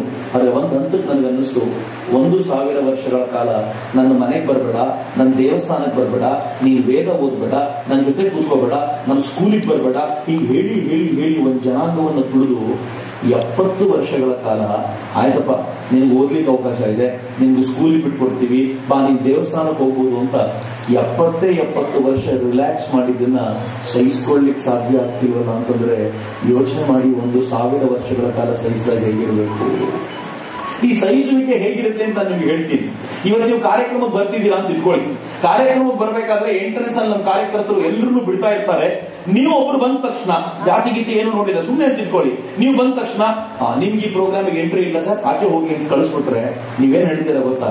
ಏನು ಚಕ್ರವರ್ತಿ ಬಾರಿ ದೊಡ್ಡವ್, ನಾನು ಅವ್ನ ಮಾತು ಕೇಳಕ್ ನಾನ್ ಬರ್ಬೇಕಾ? ಹೋಗ್ರಿ ಅವ್ನಿಲ್ಲ ಅಂದ್ರೆ ಇನ್ನೊಂದಾಯ್ತು ಅಂತ ಕೋಪಕ್ಕಾದ್ರು ನಾನು ಪಕ್ಕದಲ್ಲಿ ನಡೀತಾ ಇರೋ ಆರ್ಕೆಸ್ಟ್ರಾ ನಿಂತ್ಕೊಂಡು ನೋಡಿ ಹೌದು ಅಂತ. ನನಗೆ ಯಾವನಾದ್ರೂ ಬಿಡಲ್ಲ ಅಂತಂದ್ರೆ ನಾನು ಹಿಂಗೆ ಮಾಡೋದು. ಯಾರಾದ್ರೂ ಈ ಕಾರ್ಯಕ್ರಮಕ್ಕೆ ನನಗೆ ಬಿಡಲ್ಲ ಅಂತ ನನಗೆ ಹೇಳಿದ್ರೆ ಇವನು ಯಾವ ದೊಡ್ಡ ಕೋತವಾಲ್ ನಾಯಕ ಹೋಗಲ್ಲ ಅಂತ ಅವನ ಕೋಪಕ್ಕೆ ನಾನು ಬೇಕಿದ್ರೆ ಒಂದು ಆರ್ಕೆಸ್ಟ್ರಾ ನೋಡ್ಕೊಂಡು ಬರ್ತೀನಿ ಹೊರತು ಅವ್ನ ಪ್ರೋಗ್ರಾಮಿಗೆ ಬರಲ್ಲ. ಯೋಚನೆ ಮಾಡಿ, 1000 ವರ್ಷಗಳ ಕಾಲ ದೇವಸ್ಥಾನಕ್ಕೆ ಬಿಡ್ಲಿಲ್ಲ, ಊರಿಗೆ ಬಿಡ್ಲಿಲ್ಲ, ಮನೆಗೆ ಬಿಡ್ಲಿಲ್ಲ ಅಂತಂದ್ರೂ ಕೂಡ ಕೋಪಿಸಿಕೊಳ್ಳದೆ ನಾನು ಹಿಂದೂ ಧರ್ಮವನ್ನು ಬಿಡಲ್ಲ ಅಂತ 1000 ವರ್ಷಗಳ ಕಾಲ ಹಿಡ್ಕೊಂಡಿದ್ರಲ್ಲ, ಆ ಜನಾಂಗವನ್ನು ದೂರ ಇಟ್ಟು ಮನಸ್ಸಾಧ್ಯ ಅಂತ ಹೇಳಿ ನಾನು ಇದನ್ನು ಹೇಳ್ಬೇಕಾದ್ರೆ ತುಂಬಾ ಕಳಕಳಿಯಿಂದ ಹೇಳ್ತಾ ಇದ್ದೀನಿ. ನಾನು ತುಂಬಾ ಬಾರಿ ಯೋಚನೆ ಆಗತ್ತೆ, ಅಂಬೇಡ್ಕರ್ ಒಂದೇ ಒಂದು ಹೆಜ್ಜೆ ಆ ದಿಕ್ಕಲ್ಲಿ ಇಟ್ಟಿದ್ದಿದ್ರೆ ಇವತ್ತು ನಾನು ನೀವು ಯಾವ ಭಾರತ ಮಾತೆಗೆ ಜೈಕಾರ ಅಂತ ಹೇಳ್ತಿದ್ದೀವಲ್ಲ, ಆ ಭಾರತ ಮಾತೆ ದೇವರಾಣೆಗೂ ಇರ್ತಿರ್ಲಿಲ್ಲ. ನಾನು ಹೋಶೋ ಆವಾಸಲ್ಲಿ ಎಚ್ಚರಿಕೆಯಿಂದ ಈ ಮಾತನ್ನು ಹೇಳ್ತಿದ್ದೀನಿ. ಅಂಬೇಡ್ಕರ್ 1935ರಲ್ಲಿ ಚೌಡಾಕೆರೆಯ ಹೋರಾಟ ಮಾಡಿದ್ರಲ್ಲ, ಅದಾದ್ಮೇಲೆ ನಾಸಿಕ್ನ ಕಾಳಾರಾಮ್ ಮಂದಿರಕ್ಕೆ ಹೋಗ್ಬೇಕು ಅಂತ ನಿಶ್ಚಯ ಮಾಡಿದಾಗ ಅಂಬೇಡ್ಕರ್ ಮತ್ತು ಅವರ ಜೊತೆಗಾರರಿಗೆ ಚೌದಾರ್ ಕೆರೆಯ ನೀರನ್ನ ಕುಡಿಲಿಕ್ಕೆ ಬಿಡಲ್ಲ ಅಂತ ಹೇಳಿ ಅಡ್ಡ ನಿಂತಿದ್ದಲ್ಲದೆ ಅಂಬೇಡ್ಕರ್ ಮತ್ತು ಅವರ ಜೊತೆಗಾರರನ್ನ ಹೊಡೆದ್ರು. ಅಲ್ಲಿವರೆಗೂ ಅಂಬೇಡ್ಕರ್ ಹೇಳ್ತಿದ್ರು ಎಲ್ಲ ಬ್ರಾಹ್ಮಣರ ಕೆಲಸ ಅಂತ. ಆಮೇಲೆ ಅಂಬೇಡ್ಕರ್ ಗೊತ್ತಾಗಿದ್ದು ಬ್ರಾಹ್ಮಣರ ಕೆಲಸ ಅಲ್ಲ, ಬ್ರಾಹ್ಮಣ್ಯದ ಕೆಲಸ ಅಂತ. ಬ್ರಾಹ್ಮಣ್ಯ ಅನ್ನೋ ಪದ ಆಗ್ಲೇ ವ್ಯಾಪಕವಾಗಿ ಬಳಸಲಿಕ್ಕೆ ಶುರು ಮಾಡಿದ್ದವರು ಬರೀ ಬ್ರಾಹ್ಮಣರು ಮಾತ್ರ ಅಲ್ಲ, ಆದ್ರೆ ಈ ದೇಶದಲ್ಲಿ ಬೇರೆಯವ್ರನ್ನ ತುಳಿಲಿಕ್ಕೆ ಎಲ್ಲ ಮೇಲ್ವರ್ಗದವರು ಕಾಯ್ತಿರ್ತಾರೆ ಅಂತ. ಹೆಂಗಿರುತ್ತೆ ಅಂತಂದ್ರೆ, ನನ್ನ ಮಿತ್ರ ಒಂದು ಸುಂದರವಾದ ಘಟನೆ ನನಗೆ ಯಾವಾಗೂ ಹೇಳ್ತಿದ್ದ. 9 ಕೆನ್ನೆ ಮೇಲೆ ಬಾರಿಸ್ತಂತೆ, ನಾನು ನಿನಗಿಂತ ದೊಡ್ಡವನು. 8 7 ಹೊಡಿತು, 7 6ಕ್ಕೆ, 6 5ಕ್ಕೆ, 5 4ಕ್ಕೆ, 4 3ಕ್ಕೆ, 3 2ಕ್ಕೆ, ಸಹಜವಾಗಿ 2 1 ಹೊಡಿತು. ನಿನಗಿಂತ ನಾನು ದೊಡ್ಡವನು. ಈ 1 ಯಾರಿಗೆ ಹೊಡಿಯೋದು? ಪಕ್ಕದಲ್ಲಿ 0 ನೋಡ್ತಂತೆ, ನಾನೇನಾದ್ರೂ ಹಿಂಗ್ ಹೊಡೆದ್ರೆ ನೀನ್ ಯಾರು ಹೊಡಿಬೇಕು? ಹೋಗ್ಬಿಡು, ನಾನು ಹಿಂಗ್ ಹೊಡಿಯಲ್ಲ, ನಾನು ಸುಮ್ಮನೆ ಇದ್ಬಿಡ್ತೀನಿ, ಎಲ್ಲ ಹೊಡೆದಿದ್ದನ್ನು ಸಹಿಸ್ಕೊತೀನಿ ಅಂತ. 0 1 ಗಟ್ಟಿಯಾಗಿ ತಪ್ಕೊಂಡು ಒಂದು ಐಡಿಯಾ ಮಾಡ್ತೀನಿ, ನಾನು ನಿನ್ ಹಿಂದೆ ಇರೋ ನಾನು, ನೀನ್ ಮುಂದೆ ಬರ್ತೀನಿ, ಉಳಿದವ್ರಿಗೆಲ್ರಿಗೂ ಬಾರಿಸು ನೀವು ಒಂದೊಂದು ಆಮೇಲೆ ಅಂತ. ಹೆಂಗಿರ್ಬೋದು ಯೋಚನೆ ಮಾಡಿ. ಇಬ್ರು ಒಂದಾಗಿದ್ರೆ ಲಾಭ ಹೆಂಗಿತ್ತು ಅಂತಂದ್ರೆ, ಅದು 10 ಆಗ್ಬಿಟ್ರೆ 9ಕ್ಕೂ ಬಾರಿಸ್ಬೋದು, 2ಕ್ಕೂ ಬಾರಿಸ್ಬೋದು. ಆದ್ರೆ ನಾವು ಶತಶತಮಾನಗಳಿಂದ ಈ 0ಯನ್ನು ಅಪ್ಪಿಕೊಳ್ಳೋದು ನೋಡಲೇ ಇಲ್ಲ. ಎಲ್ಲರ ಕಣ್ಣು 9 ಮೇಲಿತ್ತು, 9 ಹೊಡಿತಿರೋದು ಎಲ್ರಿಗೆ ಅಂತ. ಆದ್ರೆ ಮಜಾ ಏನು ಅಂದ್ರೆ, 9 ಹೇಳಿಕೊಟ್ಟಿದ್ದನ್ನ ಈ 8ರಿಂದ 1ರವರೆಗೂ ನಿಯತ್ತಾಗಿ ಪಾಲನೆ ಮಾಡಿದ್ರು. ಇವತ್ತು ಅನೇಕ ಊರುಗಳಲ್ಲಿ ಬ್ರಾಹ್ಮಣರೇ ಇಲ್ಲ, ಆದ್ರೆ ಉಳಿದವರು ಯಾರಿದ್ದಾರೋ ಅವರು ಶೋಷಣೆ ಮಾಡೋದನ್ನು ಬಿಡಲಿಲ್ಲ ಅಂತ. ಅನೇಕ ಊರುಗಳಲ್ಲಿ ಇವತ್ತು ಮೇಲ್ವರ್ಗ ಅಂತಂದ್ರೆ ಬ್ರಾಹ್ಮಣರು ಅಂತ ತಿಳ್ಕೊಳ್ಬೇಡಿ, ಉಳಿದವ್ರು ಯಾರ್ಯಾರಿದ್ದಾರೋ ಎಲ್ಲರೂ ಮೇಲ್ವರ್ಗದವರು, ತುಳಿಬೇಕಾದವ್ರನ್ನ ಮಾತ್ರ ತುಳಿಯೋದೆ ಅಂತ. ಯಾವುದರ ಅವಸ್ಥೆ ನಾವಿದ್ದೀವಿ. ಈ ಅವಸ್ಥೆ ನೋಡಿ ಅಂಬೇಡ್ಕರ್ ಅವರು ತಂದ್ಕೊಂಡ್ರು 1935 ನಾನಿಷ್ಟು ಓದಿದ್ದೀನಿ, ಎಜುಕೇಶನ್ ಪರಿಹಾರ ಅಂತ ಅನ್ಕೊಂಡ್ರೆ ನನಗೆ ಇನ್ನೂ ಪರಿಹಾರ ಸಿಕ್ಕಿಲ್ಲ, ಇನ್ನು ನಮ್ಮ ಜನಾಂಗಕ್ಕೆ ಎಲ್ಲಿಂದ ಸಿಗುತ್ತೆ? ಅದಕ್ಕೆ ಅಂಬೇಡ್ಕರ್ ಒಂದು ಮಾತು ಹೇಳಿದ್ರು ಅವತ್ತು. ಆ ಮಾತನ್ನು ಹಿಡ್ಕೊಂಡು ತುಂಬಾ ಜನ ಕೂಗಾಡ್ತಾರೆ ಇವತ್ತು. ಅಂಬೇಡ್ಕರ್ ಹೇಳಿದ್ರು, ಹುಟ್ಟುವಾಗ ಹಿಂದುವಾಗಿ ಹುಟ್ಟಿದ್ದೆ, ಆದ್ರೆ ಸಾಯುವಾಗ ಮಾತ್ರ ನಾನು ಹಿಂದುವಾಗಿ ಸಾಯಲ್ಲ ಅಂದ್ರು. ಈ ಮಾತನ್ನು ಕೇಳುವಾಗ ನನಗೂ ಬಹಳ ಬಾರಿ ಕೋಪ ಬರೋದು, ಯಾಕೆ ಅಂಬೇಡ್ಕರ್ ಹಿಂಗೆ ಹೇಳಿದ್ರು ಅಂತ. ಆದ್ರೆ ಆಕ್ರೋಶ ಹೇಗಿತ್ತು ಅಂಬೇಡ್ಕರ್ ಒಳಗೆ ಅಂತಂದ್ರೆ, ಫೈನಲಿ ಅಂಬೇಡ್ಕರ್ ಒಂದು ಫೈನ್ ಡೇ ಏನ್ ಮಾಡಿದ್ರು, ನಾನು ಬೇರೆ ಮತಕ್ಕೆ ಹೋಗ್ಬೇಕು ನಿಶ್ಚಯ ಮಾಡಿದಾಗ ಯಾವುದು ಅಂತ ಎಲ್ಲ ಹುಡುಕಾಡ್ತಿದ್ರಲ್ಲ, ಆಗ ಅಂಬೇಡ್ಕರ್ ಮನಸ್ಸು ಮಾಡಿದ್ರೆ ಮುಸಲ್ಮಾನರಾಗಿ ಕನ್ವರ್ಟ್ ಆಗ್ಬೋದಿತ್ತು. ಸುಮ್ಮನೆ ಯೋಚನೆ ಮಾಡಿ, ಲಾಜಿಕಲಿ ಯೋಚನೆ ಮಾಡಿ. ಅಂಬೇಡ್ಕರ್ ಮುಸಲ್ಮಾನರಾಗಿ ಕನ್ವರ್ಟ್ ಆಗಿದ್ರೆ ಹೈದರಾಬಾದಿನ ನವಾಬರು, ದೆಹಲಿಯಲ್ಲಿ ಕೂತಿದ್ದ ಸುಲ್ತಾನ್ರು ಎಲ್ಲರೂ ಸೇರ್ಕೊಂಡು ಅಂಬೇಡ್ಕರ್ಗೆ ಬೇಕಾದಷ್ಟು ಹಣವನ್ನು ಕೊಟ್ಟು ಅವ್ರನ್ನ ಇಡೀ ಸಮಾಜವನ್ನೇ ಕೊಂಡುಕೊಳ್ಳಬಲ್ಲಷ್ಟು ಹಣವನ್ನು ತುಂಬಿರ್ತಿದ್ರು. ಅಂಬೇಡ್ಕರ್ ಏನಾದ್ರು ಮುಸಲ್ಮಾನರ ಕನ್ವರ್ಟ್ ಆಗಿದ್ರೆ ಕೋಟ್ಯಂತರ ದಲಿತರು ಏಕಕಾಲಕ್ಕೆ ಮುಸಲ್ಮಾನರ ಕನ್ವರ್ಟ್ ಆಗ್ತಿದ್ರಲ್ಲ, ಅದರ ಪ್ರಭಾವ ಏನಾಗಿರ್ತಿತ್ತು ಗೊತ್ತಾ? ಇಂಡಿಯಾ ಪಾಕಿಸ್ತಾನ ಡಿವೈಡ್ ಆದಾಗ ಈ ದಲಿತರು ಯಾರು ಮುಸಲ್ಮಾನರ ಕನ್ವರ್ಟ್ ಆಗಿದ್ರು ಅವರು ಪಾಕಿಸ್ತಾನದ ಪರವಾಗಿ ನಾವು ಮುಸ್ಲಿಮರು ಅಂತ ನಿಂತು ಬಿಟ್ಟಿದ್ರೆ, ಇವತ್ತೇನು ಪಾಕಿಸ್ತಾನ ನೋಡ್ತೀವೋ ಅದರ ಕನಿಷ್ಠ ಪಕ್ಷ 3 ಪಟ್ಟು ದೊಡ್ಡ ಪಾಕಿಸ್ತಾನ ನಿರ್ಮಾಣ ಆಗಿರ್ತಿತ್ತು. ಅದಕ್ಕೆ ನಾನು ಹೇಳಿದ್ದು, ಇವತ್ತು ಯಾವ ಭಾರತವನ್ನು ಪೂಜಿಸ್ತೀವೋ ಆ ಭಾರತ ಇರ್ತಿರ್ಲಿಲ್ಲ. ಇವತ್ತಿನ ಭಾರತವನ್ನ ಇವತ್ತಿನ ರೂಪದಲ್ಲಿ ಪೂಜಿಸ್ತಾ ಇದ್ದೀವಿ ಅಂತಂದ್ರೆ ಅದಕ್ಕೆ ಕಾರಣ ಅಂಬೇಡ್ಕರ್ ಅಂತ. ಆ ಕಾರಣಕ್ಕೆ ನಾನು ಅಂಬೇಡ್ಕರ್ಗೆ ಶತಶತ ನಮನವನ್ನು ಸಲ್ಲಿಸುವುದು. ಅಂಬೇಡ್ಕರ್ ಮನಸ್ಸು ಮಾಡಿದ್ರೆ ಕ್ರಿಶ್ಚಿಯನ್ರಾಗಿ ಕನ್ವರ್ಟ್ ಆಗೋದು ದೊಡ್ಡ ವಿಷಯ ಇರಲಿಲ್ಲ. ಆಳ್ತಾ ಇದ್ದ ಬ್ರಿಟಿಷರು ದೊಡ್ಡ ಪ್ರಮಾಣದ ದಲಿತರು ಕ್ರಿಶ್ಚಿಯನ್ರಾಗಿ ಕನ್ವರ್ಟ್ ಆಗಿದ್ದಕ್ಕೆ ಒಂದೊಂದು ಫ್ಯಾಮಿಲಿನ ಕನ್ವರ್ಟ್ ಮಾಡ್ಲಿಕ್ಕೆ ₹1,000 ಖರ್ಚು ಮಾಡ್ತಿದ್ದ ಕ್ರಿಶ್ಚಿಯನ್ರು. ಇಷ್ಟು ಜನರನ್ನ ಕ್ರಿಶ್ಚಿಯನ್ರಾಗಿ ಕನ್ವರ್ಟ್ ಮಾಡ್ಲಿಕ್ಕೆ ಅಂಬೇಡ್ಕರ್ ತಯಾರಾಗ್ಬಿಟ್ಟಿದ್ರೆ ಎಷ್ಟು ದೊಡ್ಡ ಮೊತ್ತ ಕೊಡಬಹುದಿತ್ತು ಅಂತ ಕೂತ ಜಾಗದಲ್ಲಿ ಯೋಚನೆ ಮಾಡಿ. ಅಂಬೇಡ್ಕರ್ ಸ್ವಲ್ಪ ಕರಪ್ಟ್ ಆಗಿದ್ದಿದ್ರೆ, ಅವರ ಮನಸ್ಸು ಸ್ವಲ್ಪ ಹಾಳಾಗಿದ್ದಿದ್ರೆ, ಸ್ವಲ್ಪ ಕೆಳಮಟ್ಟಕ್ಕೆ ಇಳಿದಿದ್ದಿದ್ರೆ ಈ ದೇಶದ ಕಥೆ ಏನೋ ಆಗಿರ್ತಿದ್ದ. ಆದ್ರೆ ಅಂಬೇಡ್ಕರ್ ತಮ್ಮನ್ನು ತಾವು ಯಾವ ಹೈಟಲ್ಲಿ ನಿಲ್ಲಿಸ್ಕೊಂಡ್ರು ಅಂದ್ರೆ ಏನ್ ಹೇಳ್ತಾರೆ ಗೊತ್ತಾ? ನನ್ನ ದಲಿತ ಬಂಧು ಯಾವ ಮುಸಲ್ಮಾನ ಅಥವಾ ಕ್ರಿಶ್ಚಿಯನ್ ಆದ್ರೆ ಅವನು ಈ ರಾಷ್ಟ್ರವನ್ನ ಕಳ್ಕೊಂಡ್ಬಿಡ್ತಾನೆ. ನನ್ನ ದಲಿತ ಬಂಧು ರಾಷ್ಟ್ರವನ್ನ ಕಳ್ಕೊಳ್ಬಾರ್ದು, ಅವನು ಈ ರಾಷ್ಟ್ರದಲ್ಲಿ ಇರಬೇಕು, ಈ ರಾಷ್ಟ್ರದ ಅಂಗವಾಗಿರ್ಬೇಕು. ಅದಕ್ಕೆ ನಾನು ಭಾರತದಲ್ಲೇ ಹುಟ್ಟಿದ ಧರ್ಮವೊಂದಕ್ಕೆ ಮತಾಂತರವಾಗ್ತೇನೆ ಹೊರತು ನಾನು ಅನ್ಯ ದೇಶದ ಮತಗಳಿಗೆ ಹೋಗಲ್ಲ ಅಂತ ಹೇಳಿದ್ರಲ್ಲ, ಅದು ಅಂಬೇಡ್ಕರ್ ಹೇಳಿದಂತ ಮಹತ್ವದ ವಿಚಾರ ಅಂತ ಯಾರಿಗೆ ಗೊತ್ತಿದೆ? ಯಾರಿದ್ರ ಬಗ್ಗೆ ಆಲೋಚನೆ ಮಾಡ್ತಾರೆ? ಅಂಬೇಡ್ಕರ್ ಅಂದ ತಕ್ಷಣ 2 ಪಂಗಡಗಳು ಎದ್ದು ನಿಂತ್ಕೊಂಡು 2 ಚಿಂತನೆ ಮಾಡ್ತೀವಿ. ನಮ್ಮ ದೇಶದ ದೊಡ್ಡ ದೌರ್ಭಾಗ್ಯ ಬಹುಶಃ ನಮ್ಮ ದೇಶ ಅಲ್ಲ, ಜಗತ್ತಿನೆಲ್ಲ ಹಿಂಗಿದ್ದಾರೋ ನನಗೆ ಗೊತ್ತಿಲ್ಲ. ಹೇಗಿದೆ ಪರಿಸ್ಥಿತಿ ಅಂತಂದ್ರೆ, ಯಾವುದೋ ಒಂದು ವಿಚಾರ ತಗೊಳ್ಳೋದು, ಒಬ್ಬ ಪರವಾಗಿ ಹೋರಾಟ ಮಾಡೋದು, ಒಬ್ರು ವಿರೋಧವಾಗಿ ಹೋರಾಟ ಮಾಡೋದು, ಇಬ್ರು ಕಿತ್ತಾಡ್ತಿರ್ತಾರೆ. ಇಬ್ಬರಿಗೂ ವಿಷಯ ಏನು ಅಂತಾನೆ ಗೊತ್ತಿರಲ್ಲ. ಕಿತ್ತಾಟ ಮಾಡೋರು ಮಾತ್ರ ಜೋರಾಗಿ ಮಾತಾಡ್ತಿರ್ತಾರೆ, ವಿಷಯನೇ ಗೊತ್ತಿರಲ್ಲ. ಫಾರ್ ಎಕ್ಸಾಂಪಲ್ ನೋಡಿ, ಮನುಸ್ಮೃತಿ ಅಂತ ಮನುಸ್ಮೃತಿ ಇದೆ. ಈ ಮನುಸ್ಮೃತಿ ಅತ್ಯಂತ ಕೆಟ್ಟದ್ದು, ಅದನ್ನು ಸುಡಬೇಕು ಅಂತ ಒಂದು ಪಂಗಡ ಪೂರ್ತಿ ಸುಡ್ಲಿಕ್ಕೆ ಹೋಗುತ್ತೆ. ಸ್ವತಃ ಅಂಬೇಡ್ಕರ್ ಕೂಡ ಅದನ್ನು ಸುಟ್ಟಿದ್ರು. ಸುಡ್ತೀವಿ ಅಂತ. ಮನುಸ್ಮೃತಿ ಕೆಟ್ಟದ್ದು, ಮನುವಾದಿಗಳು ಹಾಗೆ ಹೀಗೆ ಅಂತ. ಇನ್ನೊಂದು ಪಂಗಡ ಇದೆ, ಹೌದು ನಾವು ಮನುವಾದಿಗಳು, ಮನು ಹೇಳಿದ್ದೇ ಸತ್ಯ ಅಂತ. ಮನು ಹೇಳಿದ್ದೇನು ಅಂತ ಇವ್ರಿಗೂ ಗೊತ್ತಿಲ್ಲ, ಮನು ಹೇಳಿದ್ದೇನು ಅಂತ ಈ ಪಂಗಡದವ್ರಿಗೂ ಗೊತ್ತಿಲ್ಲ. ಇಬ್ರು ಫೈಟ್ ಮಾಡ್ತಿರೋರು. ಸತ್ಯ ಹೇಳಬೇಕು ಅಂತಂದ್ರೆ ಮನು ಹೇಳಿದ್ದೇನು ಅಂತ ಅಧ್ಯಯನ ಮಾಡ್ತಾ ಮಾಡ್ತಾ ನನಗೂ ಅನ್ನಿಸ್ತು, ಮನು ಯಾಕೆ ಇಂಥ ಮಾತುಗಳನ್ನ ಹೇಳ್ದ? ಮನು ಜಗತ್ತಿನ ಅತ್ಯಂತ ಪ್ರಾಚೀನ ಮನುಷ್ಯ, ಅವನ ಕಾರಣದಿಂದಾಗಿ ಮಾನವ ಸಂಕುಲ ಹುಟ್ಟಿದೆ ಅನ್ನೋದಾದ್ರೆ ಮನು ಯಾಕೆ ಇಂಥ ಮಾತುಗಳನ್ನ ಆಡ್ದ ಅಂತ ಹುಡುಕಾಡ್ತಿದ್ದೆ ನಾನು. ಯಾವಾಗ ಅಂಬೇಡ್ಕರ್ ಕಂಪ್ಲೀಟ್ ವರ್ಕ್ಸ್ ಓದ್ಲಿಕ್ಕೆ ಶುರು ಮಾಡಿದ್ನೋ ಆಗ್ಲೇ ಗೊತ್ತಾಯ್ತು ಯಾರನ್ನ ಮನು ಅಂತ ತಿಳ್ಕೊಂಡಿದ್ದೀವೋ. ಇವತ್ತು ಅನೇಕರಿಗೆ ಮನಸ್ಸಿನಲ್ಲಿದ್ರೆ ಇವತ್ತು ತೆಗೆದಾಕಿ ನಮ್ಗೆಲ್ರಿಗೂ ಮನುಸ್ಮೃತಿಯ ಗ್ರಂಥ ಯಾವುದು ಅಂತ ಕೇಳಿದ್ರೆ ಮನು ಅನ್ನೋನು ಈ ದೇಶದ ಅತ್ಯಂತ ಆದಿ ಪುರುಷ, ಅವನು ಬರೆದ ಗ್ರಂಥ ಅಂತ ತಿಳ್ಕೊಂಡಿದ್ದೀವಲ್ಲ. ದೇವರಾಣೆಗೂ ಆ ಗ್ರಂಥ ಅಲ್ಲ. ಅಶೋಕರ ನಂತರ ಬುದ್ಧ ಮತ ವ್ಯಾಪಕವಾಗಿ ಈ ದೇಶ ಪೂರ್ತಿ ಶಾಂತಿಯುತವಾಗಿ ಶಕ್ತಿಯನ್ನೇ ಕಳಕೊಂಡು ನಿಶ್ಚೇಷ್ಟಿತವಾಗಿದ್ದಾಗ ಅವನ ಕೊನೆಯ ರಾಜ ಬೃಹದ್ರಥ ಬಂದಲ್ಲ, ಆ ಬೃಹದ್ರಥರನ್ನು ಕೊಂದು ನೆಕ್ಸ್ಟ್ ಬಂದಂತ ರಾಜ ಅವನೇನ್ ಮಾಡ್ದ, ಅವನು ಪೂರ್ತಿ ಈ ವಂಶವನ್ನ ಧ್ವಂಸಗೊಳಿಸಬೇಕು ಅಂತ ತಾನೇ ರಾಜ್ಯವನ್ನ ತನ್ನ ಕೈಗೆ ತೆಗೆದುಕೊಂಡ. ಮತ್ತೆ ಹೊಸ ಸಮಾಜವನ್ನ ಸೃಷ್ಟಿ ಮಾಡಬೇಕು ಅಂತ ಸುಮತಿ ಭಾರ್ಗವ ಅನ್ನುವಂತ ಒಬ್ಬ ಅವತ್ತಿನ ಎಕನಾಮಿಕ್ಸ್ ಕೈಯಲ್ಲಿ ಬರೆಸಿದಂತ ಕೃತಿಯನ್ನ ಮನುಸ್ಮೃತಿ ಅಂತ ಕರೀತಾರೆ. ಬರೆದಿದ್ದು ಸುಮತಿ ಭಾರ್ಗವ, ಮನು ಬರೆದಿದ್ದಲ್ಲ. ಆದ್ರೆ ದುರ್ದೈವದ ಸಂಗತಿ ಇವತ್ತಿಗೂ ಅದನ್ನು ಮನು ಬರೆದಿದ್ದು ಅಂತ ಅವ್ರು ಕಿತ್ತಾಡ್ತಿರ್ತಾರೆ, ಮನು ಬರೆದಿದ್ದು ಅಂತ ಇವ್ರು ಕಿತ್ತಾಡ್ತಿರ್ತಾರೆ. ಒಟ್ಟಾರೆ ನಾವು ಜಗಳ ಆಡ್ತಿರ್ತೇವೆ ಹೊರತು ಯಾವುದಕ್ಕೂ ಸೊಲ್ಯೂಷನ್ ಇಲ್ಲ. ಮಿತ್ರರೇ, ಇಲ್ಲಿಂದಾಚೆಗೆ ಒಂದು ಸೊಲ್ಯೂಷನ್ ಕಡೆಗೆ ಹೊರಡಬೇಕಾದ ಅಗತ್ಯ ಇದೆ. ಇವತ್ತಿನ ನಂತರದ ಭಾರತವನ್ನ ಹೇಗೆ ಕಟ್ಟಬೇಕು ನಾವು ಅಂತಂದ್ರೆ ನಮ್ಮ ನಡುವೆ ಬೆಳೆದು ನಿಂತಿರುವಂತ ಈ ಜಾತಿಯ ಗೋಡೆಗಳನ್ನ ಕೆಡವಿ ಬೀಳಿಸುವಂತ ಒಂದು ಸುಭದ್ರ ಸಮಾಜ ನಿರ್ಮಾಣ ಆಗಬೇಕು. ನಂಗೆ ಬಹಳ ಖುಷಿ ಏನು ಅಂತಂದ್ರೆ, ನಂಗೆ ಗೊತ್ತಿಲ್ಲ ಇಡೀ ರಾಜ್ಯವನ್ನ ಹಂಗೆ ಕಟ್ತೀವೋ ಇಡೀ ದೇಶವನ್ನ ಹಂಗೆ ಕಟ್ತೀವೋ ಇಲ್ವೋ ಗೊತ್ತಿಲ್ಲ. ನನ್ನ ಯುವ ಬ್ರಿಗೇಡ್ ಅನ್ನಂತೂ ಹಂಗೆ ಕಟ್ಲಿಕ್ಕೆ ನಮ್ಮ ಹತ್ರ ಸಾಧ್ಯವಾಗಿದೆ ಅಂತ ಪ್ರಾಮಾಣಿಕವಾಗಿ ಹೇಳ್ತೀನಿ ಮಿತ್ರರೇ. ನನಗೆ ಒಂದು ಸುಂದರವಾದ ಘಟನೆ ನಡೀತಿ ನಿಮ್ಮ ಜೊತೆ ಹಂಚ್ಕೋಬೇಕು. ನಾವೆಲ್ಲರೂ ಕುಶಾಲನಗರಕ್ಕೆ ಹೋಗಿದ್ವಿ. ಕುಶಾಲನಗರದಲ್ಲಿ ಹರಿಯುವಂತ ಕಾವೇರಿ ಎಷ್ಟು ಕೊಳಕಾಗಿದ್ದಾಳೆ ಅಂತಂದ್ರೆ, ನಾವೆಲ್ಲರೂ ಕಾವೇರಿಗೋಸ್ಕರ ರಕ್ತ ಕೊಟ್ಟೆವು, ಕಾವೇರಿ ಬಿಡೆವು ಅಂತ ಇರ್ತೀವಲ್ಲ. ಯಾವಾಗಾದ್ರೂ ಕುಶಾಲನಗರಕ್ಕೆ ಹೋಗಿ ನಾವು ಕಾವೇರಿ ಮಾಡುವಂತ ಪೊಲ್ಯೂಷನ್ ನೀವು ನೋಡ್ಕೊಂಡು ಬರ್ಬೇಕು. ನಾವು ರಕ್ತ ಬೇಕಿದ್ರು ಕೊಟ್ಟೆವು, ಕಾವೇರಿ ಕುಡಿಯಲಾದೆವು ಅಂತ ಹೇಳಬೇಕು. ಆ ತರದ ಸ್ಥಿತಿ. ಸತ್ಯ ಹೇಳ್ತೀನಿ ನಾನು, ನಾವು ಒಂದು ಜಾಗದಲ್ಲಿ ನಿಂತ್ಕೊಂಡಿದ್ದೀವಿ, ವಾಸನೆ ಸಹಿಸಿಕೊಳ್ಳಿಕ್ಕೆ ಆಗ್ತಿಲ್ಲ. ನಿತ್ಯ ಹೇಳಿದ್ರೆ ನನಗೆ ಇಲ್ಲಿಗೆಲ್ಲ ಬರಬೇಕಾದ್ರೆ ಮೂಗಿಗೆ ಏನಾದ್ರು ಕಟ್ಕೊಳ್ಳಿಕ್ಕೆ ಏನಾದ್ರು ತಗೊಂಡ್ ಬರ್ಬೇಕು ಅಂತ. ನಾನು ತಮಾಷೆ ಮಾಡಿದ್ರೆ ಮೂಗಿಗೆ ಕಟ್ಕೊಂಡು ಒಳಗೆ ರಾಮದೇವ್ ಬಾಬಾ ಅವರು ದಿವ್ಯದಾರ ಹಂಚ್ಕೊಂಡು ನಿಂತಿರ್ಬೇಕು. ಅಷ್ಟು ಕೆಡದಾಗಿತ್ತು ಸ್ಮೆಲ್ ಅಂತ, ಅಷ್ಟು ಭಯಾನಕವಾಗಿತ್ತು ಸ್ಮೆಲ್. ಅಷ್ಟು ಕೊಳಕನ್ನು ತುಂಬಿಸಿಟ್ಟಿದ್ದೀವಿ ಅದಕ್ಕೆ. ನಾವು ಸುಮಾರು 4 ಗಂಟೆಗಳ ಕಾಲ ತೆಗೆದು ಒಂದು 5 ರಿಂದ 6 ಟ್ರ್ಯಾಕ್ಟರ್ಗಳು ತುಂಬುವಟ್ಟು ಕೊಳಕನ್ನ ಒಳಗಿಂದ ತೆಗೆದಿದ್ದೀವಿ, ಮೇಲೆ ಕೆತ್ತಾಕ್ತಾ ಇದ್ದೀವಿ.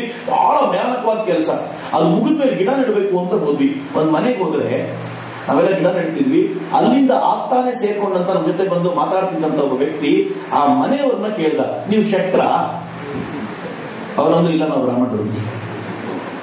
ಈ ಕಾನ್ವರ್ಸೇಷನ್ ನಡೀತಿರ್ಬೇಕಾದ್ರೆ ನಾನು ಅದನ್ನ ನೋಡಿ ಸುಮ್ಮನೆ ಹಿಂತಿರಿದೆ. ನಮ್ಮ ಒಬ್ಬ ಕಾರ್ಯಕರ್ತ, ಅವನು ಈ ಕೆಲಸಕ್ಕೆ ಅಂತ ಬಂದವನು, ಅವರಿಬ್ಬರು ಕಾನ್ವರ್ಸೇಷನ್ ನೋಡಿ ನನ್ನ ಮುಖ ನೋಡ್ದ. ನಾನು ನಕ್ಬಿಟ್ಟೆ, ಅವನು ನಕ್ಬಿಟ್ಟ. ನಾನು ಕೇಳಿದೆ, ನೀನ್ ಯಾಕೆ ನಗ್ತಿದ್ಯಾ? ಅವನದ, ನೀ ಯಾಕೆ ನಗ್ತಿದ್ಯೋ ಅದಕ್ಕೆ ನಗ್ತಿದ್ಯಾ. ಯಾಕೆ ಅಂತಂದ್ರೆ ಯುವ ಬ್ರಿಗೇಡ್ ನಲ್ಲಿ ಇದುವರೆಗೂ ಈ ತರದೊಂದು ಕಾನ್ವರ್ಸೇಷನ್ ನಡೆದಿರ್ಲಿಕ್ಕಿಲ್ಲ. ಇಡೀ ರಾಜ್ಯದ ಯಾವ ಮೂಲೆಯಲ್ಲಾದ್ರೂ ನೀನು ಶಟ್ರ, ನೀನು ಬ್ರಾಹ್ಮಣನ, ನೀನು ಲಿಂಗಾಯತನ, ನೀನು ದಲಿತನ ಅಂತ ಒಂದು ಪ್ರಶ್ನೆಯನ್ನ ಯುವ ಬ್ರಿಗೇಡ್ ಅನ್ನ ಯಾವ ತರುಣ ಮತ್ತೊಬ್ಬನಿಗೆ ಕೇಳಿರ್ಲಿಕ್ಕಿಲ್ಲ. ಹೀಗಾಗಿ ಅವ್ರು ಕೇಳಿದ ತಕ್ಷಣ ನನಗೆ ನಗು ಬಂತು. ಅವ್ರು ಉತ್ತರ ಕೊಟ್ಟಿದ್ದು ನೋಡಿ ಇವ್ರು ನಕ್ಕಿದ್ದಲ್ಲ, ನಾವಿಬ್ರು ಒಬ್ಬರನ್ನೊಬ್ಬರು ನೋಡಿ ನಕ್ಕೊಳ್ತಾ ಇದ್ವಿ. ಏನ್ ದುರವಸ್ಥೆ ಸಮಾಜದ್ದು ಅಂತ. ಅವನ್ ಜಾತಿ ಕೇಳಬೇಕಾದ ಅಗತ್ಯವೇ ಇರಲಿಲ್ಲ ಅಲ್ಲಿ. ಆದ್ರೆ ಜಾತಿ ಯಾಕೆ ಕೇಳಲಾಯ್ತು ಅಂತಂದ್ರೆ, ನಮ್ಮ ಸಂಬಂಧಗಳಿಗೆ ಜಾತಿಯೇ ಬೇಸಾಗುತ್ತಲ್ಲ, ಆ ಜಾತಿ ಯಾಕೆ ಬೇಸಾಗಬೇಕು ಅಂತ. ಮಿತ್ರರೇ, ಜಾತಿ ಬೇಡ ಅಂತ ಹೇಳಲ್ಲ. ನಾನು ಜಾತಿಯ ಪದ್ಧತಿಯನ್ನ ಕೆಳಗೆ ಬಿಸಾಕ್ಬಿಡ್ಬೇಕು ಅಂತ ಹೇಳಲಿಕ್ಕೆ ಬಂದವನಲ್ಲ. ಮಜಾ ಏನು ಅಂದ್ರೆ, ಯಾರ್ಯಾರು ಜಾತಿ ಪದ್ಧತಿಯನ್ನ ಕೆಳಗೆ ಬಿಸಾಕ್ಬೇಕು ಅಂತ ಬಂದ್ರು ಅವರವರೇ ಒಂದು ಜಾತಿ ಸೃಷ್ಟಿ ಮಾಡಿ ಹೋಗ್ಬಿಟ್ರು ಈ ದೇಶದಲ್ಲಿ. ಅದೋ ಒಂದು ವಿಚಿತ್ರ. ನಾವು ಅವ್ರ ಹೆಸರಲ್ಲೇ ಜಾತಿ ಹೇಳ್ಕೊಂಡು, ಜಾತಿಯ ದೊಡ್ಡ ಗೋಡೆಗಳನ್ನ ಕಟ್ಕೊಂಡು ಬೇರೆಯವ್ರನ್ನ ತುಳಿಲಿಕ್ಕೆ ಅಂತ ಅವ್ರನ್ನೇ ಬಳಸ್ಕೊಂಡು ನಿಂತ್ಬಿಟ್ವಿ. ಜಾತಿಯನ್ನು ಕೆಳಗೆ ನಾನು ಹೇಳಲ್ಲ. ಯಾಕೆಂದ್ರೆ ಜಾತಿ ಅನ್ನೋದು ನಮ್ಮ ಸಂಸ್ಕಾರವಾದ ಮನೆ ಏನೋ ಕಲಿಸ್ಕೊಡತ್ತೆ. ಒಬ್ಬ ಬ್ರಾಹ್ಮಣನಿಗೆ ಜಾತಿ ಸಂಧ್ಯಾವಂದನೆ ಮಾಡೋದು ಹೇಳ್ಕೊಟ್ರೆ, ಒಬ್ಬ ವೀರಶೈವನಿಗೆ ಜಾತಿ ಲಿಂಗ ಪೂಜೆ ಮಾಡೋದು ಹೇಗೆ ಅಂತ ಹೇಳ್ಕೊಡುತ್ತೆ. ಒಬ್ಬ ಗೌರವನಿಗೆ ಅವನ ಜಾತಿ ಅವನದೇ ಆದ ಒಂದು ಸಂಸ್ಕಾರದ ಪದ್ಧತಿ ಮನೇಲಿ ಕೊಟ್ಟಿದೆ. ಎಲ್ಲರೂ ಮನೆಯಲ್ಲಿ ಜಾತಿವಂತರಾಗಿರೋಣ. ಹೊರಗಡೆ ಬಂದ ಮೇಲೆ ನೀನ್ ಯಾರು ಅಂತ ಕೇಳಿದ್ರೆ ನಾನು ಹಿಂದೂ ಅಂತ ಹೇಳ್ಕೊಳ್ಳಿಕ್ಕೆ ಯಾವ ಗಂಟು ಹೋಗುತ್ತೆ. ಹೊರಗಡೆ ಬಂದ್ಮೇಲೆ ಯಾರು ಅಂತ ಕೇಳಿದ್ರೆ ನಾನೊಬ್ಬ ಇಂಡಿಯನ್ ಅಂತ ಹೇಳ್ಕೊಳ್ಳಿಕ್ಕೆ ಯಾವ ಗಂಟೆ ಹೋಗುತ್ತೆ ನಮಗೆ ಅಂತ. ಒಂದು ಸಲ ಇಷ್ಟು ಪ್ರಯತ್ನ ಮಾಡಿ ನೋಡಿ, ನಾವು ಹೊರಗಡೆ ಸಮಾಜವನ್ನ ಕಟ್ಟಲಿಕ್ಕೋಸ್ಕರ ಒಟ್ಟಾಗಿ ನಿಲ್ತೀವಿ ಅಂತ. ಅದು ಯಾರು ನಮ್ಮನ್ನು ಹೊಡಿತಾರೆ ನೋಡೇ ಬರೋಣ. ನಾವನ್ನೆಲ್ಲ ಹೊಡಿಲಿಕ್ಕೆ ಬಹಳ ಸುಲಭ. ನಾನು ಯಾವಾಗಲೂ ಹೇಳ್ತಿರ್ತೀನಿ, ಭಾರತವನ್ನು ಹೊಡಿಲಿಕ್ಕೆ ಪಾಕಿಸ್ತಾನಿಗೆ ಬರಬೇಕಾಗಿಲ್ಲ, ಭಾರತವನ್ನು ಹೊಡಿಲಿಕ್ಕೆ ಚೈನಾ ಬರಬೇಕಾಗಿಲ್ಲ, ಭಾರತವನ್ನು ಹೊಡಿಲಿಕ್ಕೆ ನಾನು ನೀವೇ ಸಾಕು. ಎಷ್ಟು ವಿಚಾರ ಇದೆ. ಕರ್ನಾಟಕ ಮತ್ತು ತಮಿಳುನಾಡನ್ನ ಹೊಡಿಲಿಕ್ಕೆ ಒಂದು ಕಾವೇರಿ ನದಿ ಸಾಕು. ಕರ್ನಾಟಕ ಮತ್ತು ಕೇರಳ ಹೊಡಿಲಿಕ್ಕೆ ಮಲಯಾಳಿ ಮತ್ತು ಕನ್ನಡ ಅನ್ನೋ ಭಾಷೆಯ ಗಲಾಟೆ ಸಾಕು. ಕರ್ನಾಟಕ ಮತ್ತು ಮಹಾರಾಷ್ಟ್ರವನ್ನು ಹೊಡಿಲಿಕ್ಕೆ ಬೆಳಗಾವಿ ಇಶ್ಯೂ ಇಟ್ಕೊಂಡ್ರೆ ಸಾಕು.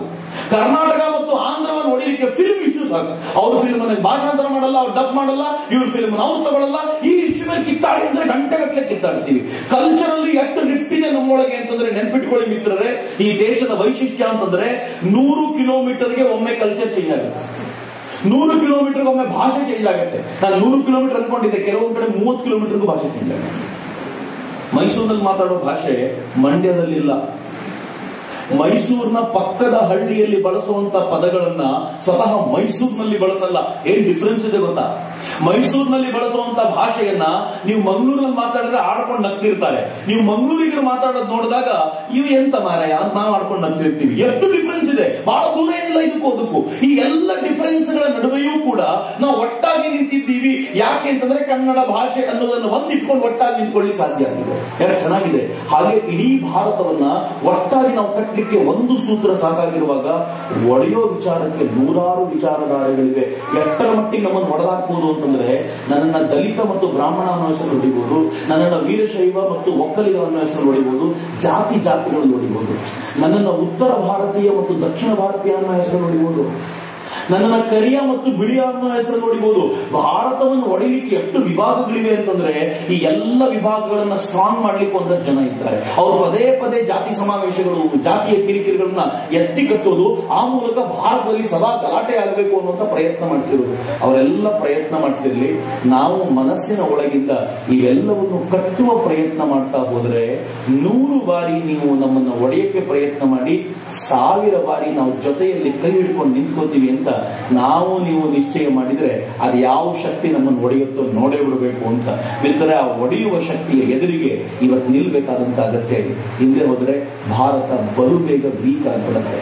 ಎಷ್ಟು ವೀಕ್ ಆಗ್ಬಿಡ್ತೀವಿ ನಾವು ಅಂತಂದ್ರೆ, ಈ ಭಾರತದ ಮೇಲೆ ಯಾವ್ದಾದ್ರೂ ದಿಕ್ಕಿನಿಂದ ಏನಾದ್ರೂ ವಿಷಯ ಆಕ್ರಮಣಗಳಾಗ್ಬಿಟ್ರೆ ನಾವೆಲ್ಲರೂ ಒಳಗಿಂದ ಬಿಟ್ಟಲ್ಲಾಗ್ಬಿಡ್ತೀವಿ, ಸತ್ತೇ ಹೋಗ್ತೀವಿ. ನಾನು ತುಂಬಾ ಬಾರಿ ಅನ್ಕೊಳ್ತಿರ್ತೀನಿ, ಭಾರತ ಅನ್ನೋ ಈ ಮಹಾವೃಕ್ಷ ಒಳಗಿಂದ ಜಾತೀಯತೆ ಮತ್ತು ಭ್ರಷ್ಟಾಚಾರ ಈ ತರದ ಸಮಸ್ಯೆಗಳ ಈ ಗೆದ್ದಲಿನಿಂದ ತಿಂದುಬಿಟ್ಟು ಒಳಗಿಂದ ವೀಕ್ ಆಗಿ ಹೋಗಿದೆ. ಸುತ್ತಲೂ ಬೇಲಿ ಕಟ್ಕೊಂಡು ನಿಂತಿದ್ದೀವಿ. ಈ ಬೇಲಿ ಎಂಥ ಬೇಲಿಯನ್ನು ಕಟ್ಟಿದ್ರು, ಎಲೆಕ್ಟ್ರಿಕಲ್ ಬೇಲಿ ಕಟ್ಟಿದ್ರು ಕೂಡ ಗೆದ್ದಲು ತಿಂದಿರುವ ಈ ಮರವನ್ನು ಉಳಿಸ್ಲಿಕ್ಕೆ ಸಾಧ್ಯವೇ ಇಲ್ಲ. ಇರೋದು ಒಂದೇ ಒಂದು ಮಾರ್ಗ, ಯಾವ ಗೆದ್ದಲು ತಿಂದಿದೆಯೋ ಆ ಗೆದ್ದಲನ್ನ ಕ್ಲೀನ್ ಮಾಡಿ ಒಳಗೊಂದ್ಸಲ ಸಿಮೆಂಟಿಂಗ್ ಮಾಡಿದ್ರೆ, ಮತ್ತೊಮ್ಮೆ ಈ ಮರವನ್ನ ಗಟ್ಟಿ ಮಾಡಲಿಕ್ಕೆ ಪ್ರಯತ್ನ ಪಟ್ಟರೆ ಇನ್ನೂ 1000 ವರ್ಷಗಳ ಕಾಲ ಈ ಮರ ಬಲಾಢ್ಯವಾಗಿ ನಿಲ್ಲುತ್ತೆ. ಅಂತ ಮರವನ್ನ ಕಟ್ಟಲಿಕ್ಕೋಸ್ಕರವೇ ನಾವು ಇವರಿಬ್ಬರ ಆಶ್ರಯ ಪಡ್ಕೊಂಡು ನಿಂತಿದ್ದೀವಿ. ನಾವು ತಪ್ಪು ಮಾಡಿದ್ದೀವಿ, ಮತ್ತೆ ಸರಿ ಮಾಡಬೇಕಾದಂತ ಅಗತ್ಯ ಇದೆ. ನನ್ನ ತಂದೆ ನನ್ನ ತಾತಂದರು ತಪ್ಪು ಮಾಡಿದ್ರು, ನಾವು ಅದನ್ನ ಸರಿ ಮಾಡುವಂತ ಪ್ರಯತ್ನ ಮಾಡಬೇಕು ಅಂತ ನಾನು ನೀವು ಯಾವಾಗ ಬಲಾಢ್ಯವಾಗಿ ಜೊತೆ ನಿಲ್ತೀವೋ ಹೊಸ ರಾಷ್ಟ್ರ ನಿರ್ಮಾಣ ಆಗುತ್ತೆ. ಆ ರಾಷ್ಟ್ರದ ನಿರ್ಮಾಣಕ್ಕೋಸ್ಕರ ಕೈ ಜೋಡಿಸಿ ಅಂತ ನೀವು ಕೇಳಲಿಕ್ಕೆ ಬಂದಿದ್ದೀವಿ. ನನ್ಗೆ ಗೊತ್ತು, ಈ ಒಂದು ಭಾಷಣದಿಂದ ಬದಲಾವಣೆ ಬರುತ್ತಾ? ದೇವರಾಣಿಗೂ ಬರಲ್ಲ ಅಂತ. ನಾನು ಈ ಕಾರ್ಯಕ್ರಮ ಆದಾಗ ಮೊದಲನೇ ಕಾರ್ಯಕ್ರಮ ಆಗಿದ್ದು ಬೆಳಗಾವಿಯ ಒಂದು ಹಳ್ಳಿಯಲ್ಲಿ ತುಂಬಾ ದೊಡ್ಡ ಸಂಖ್ಯೆ 2,500 ಜನ ಸೇರಿದ್ರು. ವೇದಿಕೆ ಮೇಲೆ ಅನೇಕ ಜಾತಿಯ ಸಾಧು ಸಂತರು ಸೇರಿದ್ರು. ಅವ್ರ ಜೊತೆ ಎಲ್ಲ ಮಾತಾಡ್ತಾ ನಮ್ಮ ಕಾರ್ಯಕರ್ತರಿಗೆ ಸುಮ್ಮನೆ ನಾನೊಂದು ಪ್ರಶ್ನೆ ಕೇಳಿದೆ, ಈ ಕಾರ್ಯಕ್ರಮದಿಂದ ಏನಾದ್ರು ಬದಲಾವಣೆ ಬರುತ್ತಾ? ನಮ್ಮ ಕಾರ್ಯಕರ್ತ ಒಂದು ಒಳ್ಳೆ ಉತ್ತರ ಕೊಟ್ಟ, ಅಣ್ಣ ಈ ಕಾರ್ಯಕ್ರಮದಿಂದ ಜನರಲ್ ಬದಲಾವಣೆ ಬರುತ್ತೋ ಇಲ್ವೋ ಗೊತ್ತಿಲ್ಲ, ಯುವ ಬ್ರಿಗೇಡ್ನ ಕಾರ್ಯಕರ್ತರಲ್ಲಂತೂ ಬದಲಾವಣೆ ಬರುತ್ತೆ. ನಾವಂತೂ ಗಟ್ಟಿಯಾಗ್ಬಿಡ್ತೀವಿ. ಜಾತಿ ಮತದ ಸಂಕೋಲೆಯನ್ನ ನಮ್ಮ ಮನಸ್ಸಿನಲ್ಲಂತೂ ಕಿತ್ತು ಬಿಸಾಕ್ಬಿಡ್ತೀವಿ ಅಂತ. ಕಿತ್ತು ಬಿಸಾಕೋದು ಬಹಳ ಸುಲಭ ಇದೆ. ಜಾತಿಯ ಚಿಂತನೆಯನ್ನ ಮಾಡದೇ ಇಲ್ಲ ಅಂತ ಒಮ್ಮೆ ಮನಸ್ಸಿನಿಂದ ತೆಗೆದುಬಿಡಿ, ಪ್ರಾಬ್ಲಮ್ ಸಾಲ್ವ್ ಆಗುತ್ತೆ. ಈ ಜಾತೀಯತೆ ಅಥವಾ ಈ ಮೇಲು ಕೀಳು ಅನ್ನೋದು ಎಲ್ಲಿದೆ ಗೊತ್ತಾ? ಮೇಲ್ವರ್ಗ ಅಂತ ತಮ್ಮಂತ ಯಾರು ಅಂದುಕೊಂಡಿದ್ದಾರೋ ಅವರ ಮನಸ್ಸಿನೊಳಗೆ ಕೊಳೆಯಾಗಿ ಇದು ಕೂತಿದೆ. ಒಮ್ಮೆ ಒಂದು ಸಾಲ್ಟ್ ಪೇಪರ್ ತಗೊಂಡು ಈ ಕೊಳೆ ಉಜ್ಜಾಕ್ಬಿಡಿ, ಪ್ರಾಬ್ಲಮ್ ಸಾಲ್ವ್. ಏನೂ ಪ್ರಾಬ್ಲಮ್ ಇಲ್ಲ. ಈ ಪ್ರಾಬ್ಲಮ್ಗೆ ಸೊಲ್ಯೂಷನ್ ಹೆಂಗ್ ಸಿಗುತ್ತೆ ಅಂತಂದ್ರೆ, ಕೆಲವೊಂದ್ಸಲ ಒಂದು ಸಣ್ಣ ಗೆಸ್ಚರ್ನ ಸೊಲ್ಯೂಷನ್ ಸಿಗುತ್ತೆ. ಗುರೂಜಿ ಗೋಳ್ವಲ್ಕರ್ ಅವರ ಜನ್ಮ ಶತಮಾನೋತ್ಸವಕ್ಕೆ ಸಂಘ ನನ್ನನ್ನ ಒಂದು ಕಡೆ ಸಾಮರಸ್ಯದ ಕುರಿತಂತೆ ಮಾತನಾಡಲಿಕ್ಕೆ ಕಳಿಸ್ಕೊಟ್ಟಿತ್ತು. ಕಾರ್ಯಕ್ರಮದಲ್ಲಿ ನಾನು ಮಾತಾಡಿ ಕೂತ್ಕೊಂಡೆ, ಒಬ್ಬ ಉಪೇಕ್ಷಿತ ಬಂದು ದಲಿತ ಬಂದು ಎದ್ದು ಬಂದು ಏನೇನು ಬೈಬೇಕೋ ಎಲ್ಲವನ್ನೂ ಬೈದ. ನಿಮ್ಮಪ್ಪ ಮಾಡಬಾರ್ದು ಮಾಡಿದ್ರು, ನಿಮ್ ತಾತ ಮಾಡಬಾರ್ದು ಮಾಡಿದ್ರು, ಎಲ್ಲವನ್ನು ಮಾಡಬಾರ್ದು ಮಾಡಿಸ್ಕೊಂಡು ಈಗ ಬಂದು ನನ್ನ ಪಾಠ ಹೇಳಲಿಕ್ಕೆ ಬಂದಿದ್ದೀರಾ ಅಂತ ಸಾಮೂಹಿಕವಾಗಿ ಬೈದ. ನಾವೆಲ್ಲ ಮೇಲ್ವರ್ಗದವರು ಅಂತ ಒಂದು ಭಾವನೆ ಹಿಡ್ಕೊಂಡು ಚೆನ್ನಾಗಿ ಬೈದ. ನಾನು ಕೂತ್ಕೊಂಡು ಕೇಳ್ಕೊಳ್ತಾ ಇದ್ದೆ. ಭಾಷಣ ಮಾಡಿ ಎಕ್ಸ್ಪರ್ಟ್ ಅಲ್ಲ ಅನ್ಸುತ್ತೆ ಅವನು. ಮತ್ತೆ ಕೆಮ್ಲಿಕ್ಕೆ ಶುರು ಮಾಡ್ದ. ನಾನು ನನ್ನ ಬ್ಯಾಗಿಂದ ನೀರು ತೆಗೆದು ಕೊಟ್ಟೆ. ಅವ್ನು ನೀರು ಕುಡ್ದ, ವಾಪಸ್ ಅಲ್ಲೇ ಇಟ್ಟ. ನಾನು ಸಹಜವಾಗಿ ನನಗೆ ಬೇಕು ಅನ್ನಿಸ್ದಾಗ ನೀರನ್ನು ಕುಡ್ದೆ. ಅಷ್ಟೇ ಆಗಿದ್ದು. ಅಷ್ಟೇ. ಎದುರುಗಡೆ ಒಂದು ಹುಡುಗಿ ಕೂತಿದ್ದು, ಎದ್ದು ಬಂದು ಇವನು ತಳ್ಳುದು ಪಕ್ಕಕ್ಕೆ ತಳಿ ಹೇಳಿದ್ದು, ನಾಚಿಕೆ ಆಗಲ್ವಾ? ಅಷ್ಟು ದೂರದಿಂದ ಬಂದಿದ್ದಾರೆ, ಅವ್ರ ಬ್ಯಾಗಿಂದ ನಿನಗೆ ನೀರು ಕುಡಿಲಿಕ್ಕೆ ಕೊಟ್ಟರು, ಅದನ್ನ ಅವರು ಮತ್ತೆ ಕುಡಿದ್ರು. ಇನ್ನೇನ್ ಮಾಡ್ಬೇಕು ಅನ್ಕೊಂಡಿದ್ಯಾ? ಅವರು ಯಾವತ್ತೂ ನಡ ತಪ್ಪು ಹಿಡ್ಕೊಂಡು ಇವತ್ತು ಗಲಾಟೆ ಮಾಡ್ತಿದ್ಯಾ? ಸರ್, ನೀವೇನೋ ದೂರದಿಂದ ಬಂದಿದ್ದೀರಿ, ಒಳ್ಳೆ ಕೆಲಸ ಮಾಡ್ಬೇಕು, ನಾವೆಲ್ಲ ಕೈ ಜೋಡಿಸ್ತೀವಿ ಸರ್. ಈ ಪದ್ಧತಿ ಬೇಗ ದೂರ ಆದಷ್ಟು ನಾವೆಲ್ಲರೂ ಚೆನ್ನಾಗಿ ಬದುಕಬಹುದು ಸರ್, ಭಾರತ ಚೆನ್ನಾಗಿರ್ಲಿ ಸರ್ ಅಂತ ಹೇಳಿ ಹೋಗ್ಬಿಟ್ಲು. ಇಡೀ ವಾತಾವರಣ ಬದಲಾಗ್ಬಿಡ್ತು ಅಂತ ನನಗೆ ಈಗಲೂ ಕೂಡ ರೋಮಾಂಚನ ಆಗುತ್ತೆ ನೆನಪಿಸ್ಕೊಂಡ್ರೆ. ಆ ಹುಡುಗಿ ನೆನಪಿಸ್ಕೊಂಡಾಗ ರೋಮಾಂಚನ ಆಗೋಕ್ಕಿಂತ ಅವಳಿಗೆ ಯಾರೊಬ್ರು ತಮ್ಮ ಬ್ಯಾಗಿನಿಂದ ಕುಡಿಯೋ ನೀರನ್ನು ನಮ್ಗೆ ಕೊಟ್ಟರಲ್ಲ ಅಂತ ಅನ್ನಿಸ್ತಾರ. ನೀರು ಕೊಡದೆ ಇರೋ ನೀಚರಾಗ್ಬಿಟ್ಟಿದೀವ ನಾವು. ಯೋಚನೆ ಮಾಡಿ ಎಷ್ಟು ಕೆಳಮಟ್ಟಕ್ಕಿದ್ದೀವಿ ನಾವು. ಎಷ್ಟು ಕೆಲ ಹಂತಕ್ಕಿದ್ದೀವಿ ಅಂತಂದ್ರೆ ನಮ್ಮ ಮನಸ್ಸುಗಳನ್ನು ಇಲ್ಲಿಂದ ಮೇಲಕ್ಕೆ ಎತ್ಕೊಳ್ಳಿಲ್ಲ ಅಂತಂದ್ರೆ ನಮ್ಗೆ ಯಾರಿಗೂ ಕೂಡ ನೆನ್ಪಿಟ್ಕೊಳ್ಳಿ. ಭಾರತದ ಹಿಂದೂ ಸಂತರ ಹೇಳಿದ್ದೇನ್ ಗೊತ್ತಾ? ಭಗವಂತ ಎಲ್ಲಿದ್ದಾನೆ ಅಂತಂದ್ರೆ ದೇವಸ್ಥಾನದ ಕೋಣೆಯೊಳಗಿಲ್ಲ, ದೇವಸ್ಥಾನದ ಗರ್ಭಗುಡಿಯೊಳಗಿಲ್ಲ, ಭಗವಂತ ಪ್ರತಿಯೊಬ್ಬ ಮಾನವರ ಹೃದಯದಲ್ಲೂ ಅಡಗಿದ್ದಾನೆ ಅಂತ ಹೇಳಿದ್ದು ಭಾರತೀಯ ಸಮಾಜ. ಹಂಗೆ ಹೇಳಿರುವಂತ ಋಷಿಗಳು ಯಾವತ್ತೂ ಇವನು ಬ್ರಾಹ್ಮಣರ ಹೃದಯದಲ್ಲಿ ಮಾತ್ರ ಇದ್ದಾನೆ, ವೀರಶೈವರ ಹೃದಯದಲ್ಲಿ ಮಾತ್ರ ಇದ್ದಾನೆ, ಒಕ್ಕಲಿಗರ ಹೃದಯದಲ್ಲಿ ಮಾತ್ರ ಇದ್ದಾನೆ, ದಲಿತರ ಹೃದಯದಲ್ಲಿ ಇಲ್ಲ ಅಂತ ಯಾವತ್ತೂ ಹೇಳಲೇ ಇಲ್ಲ. ಹಾಗಿದ್ರೆ ಯಾವ ಸಮಾಜ ಕಟ್ಟಲಿಕ್ಕೆ ಹೊರಟಿದ್ದೀವಿ? ಪ್ರತಿದಿನದ ಕೊನೆಯಲ್ಲಿ ಯುವ ಬ್ರಿಗೇಡ್ನ ಬೈಠಕ್ಕಾದಾಗ ಒಂದು ಮಂತ್ರ ಹೇಳ್ತೀವಿ ನಾನು. ಮಂತ್ರ ಏನ್ ಗೊತ್ತಾ? ಸರ್ವೇ ಭವಂತು ಸುಖಿನಃ, ಸರ್ವೇ ಸಂತು ನಿರಾಮಯಾಃ, ಸರ್ವೇ ಭದ್ರಾಣಿ ಪಶ್ಯಂತು, ಮಾ ಕಶ್ಚಿತ್ ದುಃಖ ಭಾಗ್ ಭವೇತ್ ಅಂತ. ಎಲ್ಲರೂ ಸುಖವಾಗಿರ್ಲಿ, ಎಲ್ಲರೂ ಆರೋಗ್ಯವಾಗಿರ್ಲಿ ಅಂತ ನಾವು ಕೇಳ್ಕೊಳ್ತೀವಲ್ಲ. ಎಲ್ಲರೂ ಅಂದ್ರೆ ಯಾರು ಅಂತ ಹೇಳಿದ್ರು ನಮ್ಮ ಋಷಿಗಳು? ಬ್ರಾಹ್ಮಣರು ಮಾತ್ರ ಸುಖವಾಗಿರ್ಲಿ, ಲಿಂಗಾಯತರು ಸುಖವಾಗಿರ್ಲಿ, ಒಕ್ಕಲಿಗರು ಸುಖವಾಗಿರ್ಲಿ ಅಂತ ಹೇಳಿದ್ರು ಅನ್ಕೊಂಡಿದ್ದೀರೇನು? ಇವ್ರು ಎಲ್ಲರೂ ಅಂತಂದಾಗ ಯಾರು ಗೊತ್ತಾ?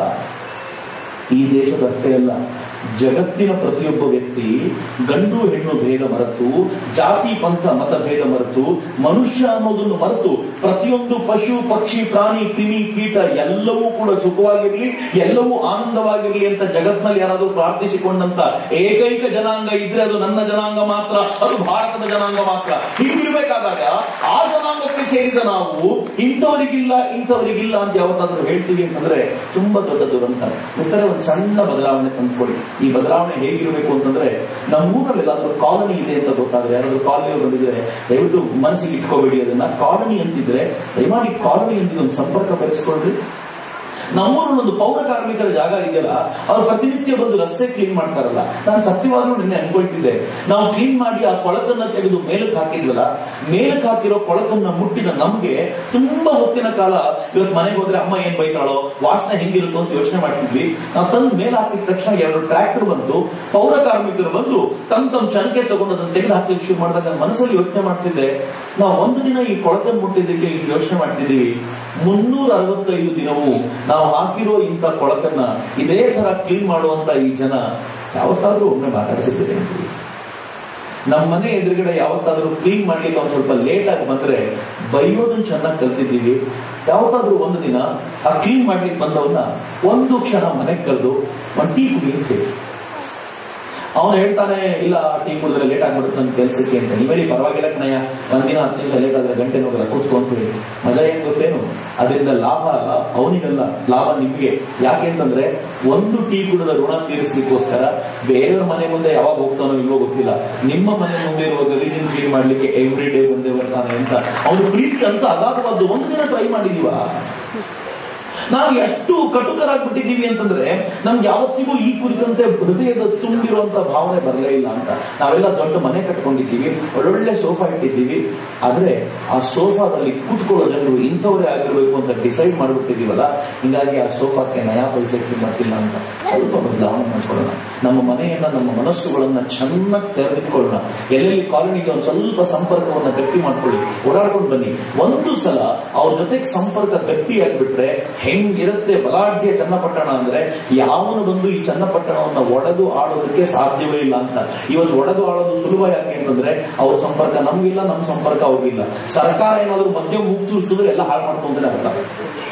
ಒಂದು ಹಳ್ಳಿಯಲ್ಲಿ ಒಂದು ಗಲಾಟೆ ಇತ್ತು, ಮೇಲ್ವರ್ಗದವರ ಇದೆಯಲ್ಲ, ಇದೇ ದೊಡ್ಡ ದುರ್ದೈವದ ಸಂಗತಿ ಅಂತ ಎಲ್ಲೋ ಒಂದ್ ಕಡೆ ಈ ಸಂಗತಿಯಿಂದ ಹೊರಗೆ ತಂದು ನಾವು ಸಮಾಜವನ್ನ ಬೆಸೆಯೋ ಕೆಲಸಕ್ಕೆ ನಾವೆಲ್ಲರೂ ಸಜ್ಜಾಗೋಣ.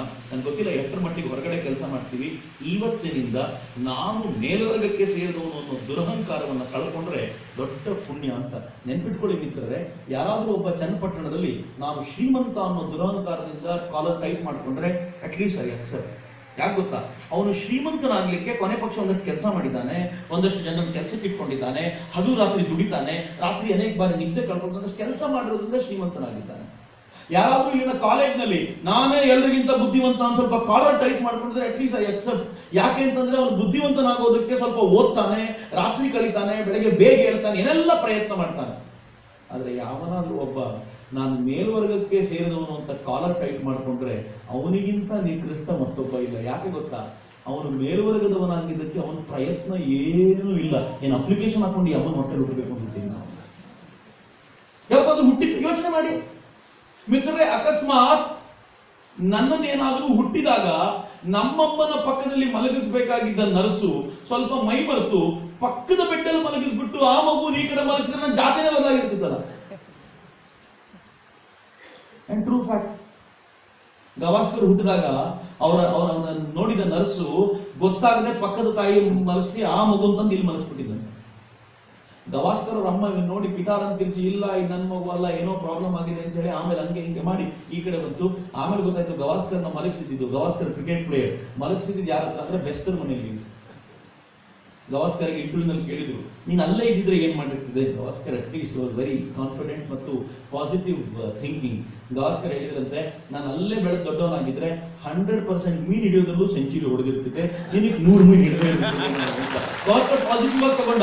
ಈಗ ಯೋಚನೆ ಮಾಡಿ, ಅಕಸ್ಮಾತ್ ನಾನು ಹುಟ್ಟಿದಾಗ ನನ್ನನ್ನ ಪಕ್ಕದಲ್ಲಿ ಮಲಗಿಸಿ ನನ್ನನ್ನು ಯಾರಿಗೋ ಬೆಂಚ್ ಮೇಲೆ ಮಲಗಿಸ್ಬಿಟ್ಟಿದ್ರೆ ನನ್ನ ಜಾತಿ ಬೇರೆನೇ ಆಗಿರ್ತಿತ್ತು. ನಾನು ಈ ಜಾತಿಯಲ್ಲಿ ಇದ್ದೀನಿ ಅನ್ನೋದಕ್ಕೆ ಯಾರಿಗೆ ಕೃತಜ್ಞ ಗೊತ್ತಾ? ಆ ನರಸಿಗೆ ಕೃತಜ್ಞ. ಪುಣ್ಯ ನಮ್ಮಮ್ಮನ ಪಕ್ಕದಲ್ಲೇ ಮಲಗಿಸಿದೆ ನೀನು ಅಂತ ಪ್ರತಿನಿತ್ಯ ನರಸಿಗೆ ಕೃತಜ್ಞ ಮಾಡ್ಬೇಕೆ ಹೊರತು ಕಾಲರ್ ಟೈಪ್ ಮಾಡ್ಕೊಳ್ಳೋ ಯಾವ ಯೋಗ್ಯತೆಯೂ ಇಲ್ಲ. ಇಷ್ಟಕ್ಕೂ 4 ವರ್ಣಗಳು ಯಾವುದು? ಬ್ರಾಹ್ಮಣ. ಯಾಕೆ ಬ್ರಾಹ್ಮಣನಿಗೆ ಗೌರವ ಗೊತ್ತಾ? 10,000 ವರ್ಷಗಳ ಹಿಂದಿನ ಒಂದು ಶ್ರೇಷ್ಠ ಮಂತ್ರವನ್ನ ಇವತ್ತಿಗೂ ಕೂಡ ಚಾಚು ತಪ್ಪದೆ ಉಳಿಸಿಕೊಟ್ಟ ಪರಂಪರೆ ಅದು. ಅದಕ್ಕೋಸ್ಕರ ಬ್ರಾಹ್ಮಣನಿಗೆ ಗೌರವ. ಯೋಚನೆ ಮಾಡಿ, ಇವತ್ತು ಗಾಯತ್ರಿ ಮಂತ್ರ ಹೇಳ್ತೀವಲ್ಲ, ಓಂ ಭೂರ್ಭುವಸ್ಸುವ ತತ್ಸವಿತುರ್ವರೆಣ್ಯಂ ಭರ್ಗೋ ದೇವಸ್ಯ ಧೀಮಹಿ ಧಿಯೋ ಯೋನಃ ಪ್ರಚೋದಯಾತ್. ಏನ್ ಸುಂದರವಾದ ಮಂತ್ರ. ಇದನ್ನ 10,000 ವರ್ಷಗಳ ಹಿಂದೆ ವಿಶ್ವಾಮಿತ್ರರು ಕಣ್ಣಿಗೆ ಕಂಡುಕೊಂಡಂತ ದರ್ಶನ. ಅದು 10,000 ವರ್ಷಗಳ ಹಿಂದಿನ ಮಂತ್ರ. ಇವತ್ತು ನನ್ನ ಬಾಯಲ್ಲಿ ಹೆಂಗ್ ಬಂತು? ಯಾರು ಉಳಿಸಿದ್ರು ಈ ಮಂತ್ರವನ್ನ? ಇಲ್ಲಿಂದ ಆಚೆ ಹೋದ್ರೆ ಅನೇಕರು ಹೇಳ್ತಾರೆ, ಏನೋ ಮಾತಾಡಿದ್ರೆ ಚಕ್ರವರ್ತಿ ಹೋಗ್ಬಿಡುತ್ತೆ ನೋಡಿ. 10 ನಿಮಿಷಗಳ ಹಿಂದೆ ನಾನು ಮಾತಾಡಿದ್ದೆ ನೆನಪಿರೋದಿಲ್ಲ ಅಂತಂದ್ರೆ 10,000 ವರ್ಷಗಳ ಹಿಂದಿನ ಮಂತ್ರ ಸ್ವರ ಸಹಿತ ನೆನಪಿದೆ. ಯಾಕೆ ಗೊತ್ತಾ? ಒಂದಷ್ಟು ಜನ ಏನ್ ಮಾಡಿದ್ರು ಅಂದ್ರೆ, ಪ್ರಾಣ ಕೊಟ್ಟು ಬಿಡ್ತೀವಿ, ನಮ್ಮ ಜೀವನವನ್ನ ಇದಕ್ಕೋಸ್ಕರ ಸಮರ್ಪಣೆ ಮಾಡ್ತೀವಿ, ಈ ಮಂತ್ರವನ್ನ ನೆನಪಿಟ್ಕೊಂಡು ಮುಂದಿನ ಪೀಳಿಗೆ ಟ್ರಾನ್ಸ್ಫರ್ ಮಾಡ್ತೀವಿ ಅನ್ನೋ ಕಾರಣಕ್ಕೋಸ್ಕರ ಒಂದಷ್ಟು ಜನ ತಮ್ಮ ಜೀವನ ಸಮರ್ಪಣೆ ಮಾಡಿದ್ರು. ಸಮರ್ಪಣೆ ಮಾಡಿದವರು ಹೆಂಗಿದ್ರು ಗೊತ್ತಾ? ನಾನು ಮದುವೆ ಆದ್ರೆ ನನ್ನ ಬುದ್ಧಿಶಕ್ತಿ ಕಡಿಮೆ ಆಗುತ್ತೆ, ನಾನು ಬ್ರಹ್ಮಚರ್ಯವನ್ನು ಕಳ್ಕೊಂಡ್ರೆ ಮೆಮೊರಿ ಪವರ್ ಹಾಳಾಗ್ಬಿಡುತ್ತೆ, ಹಿಂಗ ಅನ್ಕೊಂಡು ಅದನ್ನ ಕಾಪಾಡಿಕೊಂಡು ಊಟವನ್ನ ಹಿತಮಿತವಾಗಿ ಮಾಡ್ತಾ ತಾನು ಕಲ್ತಿದ್ದನ್ನ ಮರೆಯದೆ ಮುಂದಿನ ಪೀಳಿಗೆ ಟ್ರಾನ್ಸ್ಫರ್ ಮಾಡಬೇಕು ಅನ್ನೋ ಪ್ರಯತ್ನಕ್ಕೋಸ್ಕರ ತಮ್ಮ ಮೇಲೆ ಚೌಕಟ್ಟು ಹಾಕೊಂಡ್ರಲ್ಲ, ಅಂಥವ್ರನ್ನ ಬ್ರಾಹ್ಮಣರು ಅಂತ ಕರೆದು. ಹೆಂಗಿದೆ ನೋಡಿ. ಯಾರೋ ಒಬ್ಬ ಇದನ್ನ ರಕ್ಷಣೆ ಮಾಡ್ಲಿಕ್ಕೆ ನಾನು ನನ್ನ ತೋಳಬಲವನ್ನು ಉಪಯೋಗಿಸ್ತೀನಿ ಅಂತ ಹೇಳಿದ್ನಲ್ಲ, ಅವನನ್ನು ಕ್ಷತ್ರಿಯ ಅಂತ ಕರೆದು. ಅದಕ್ಕೆ ಕೃಷ್ಣ ಹೇಳಿದ್ದು, ಅವರವರ ಕರ್ಮಗಳ ಆಧಾರದ ಮೇಲೆ ಅವರ ವರ್ಣ ನಿರ್ಧಾರಿತವಾಗುತ್ತೆ ಹೊರತು ಹುಟ್ಟಿನ ಆಧಾರದ ಮೇಲೆ ಅಲ್ಲ ಅಂತ.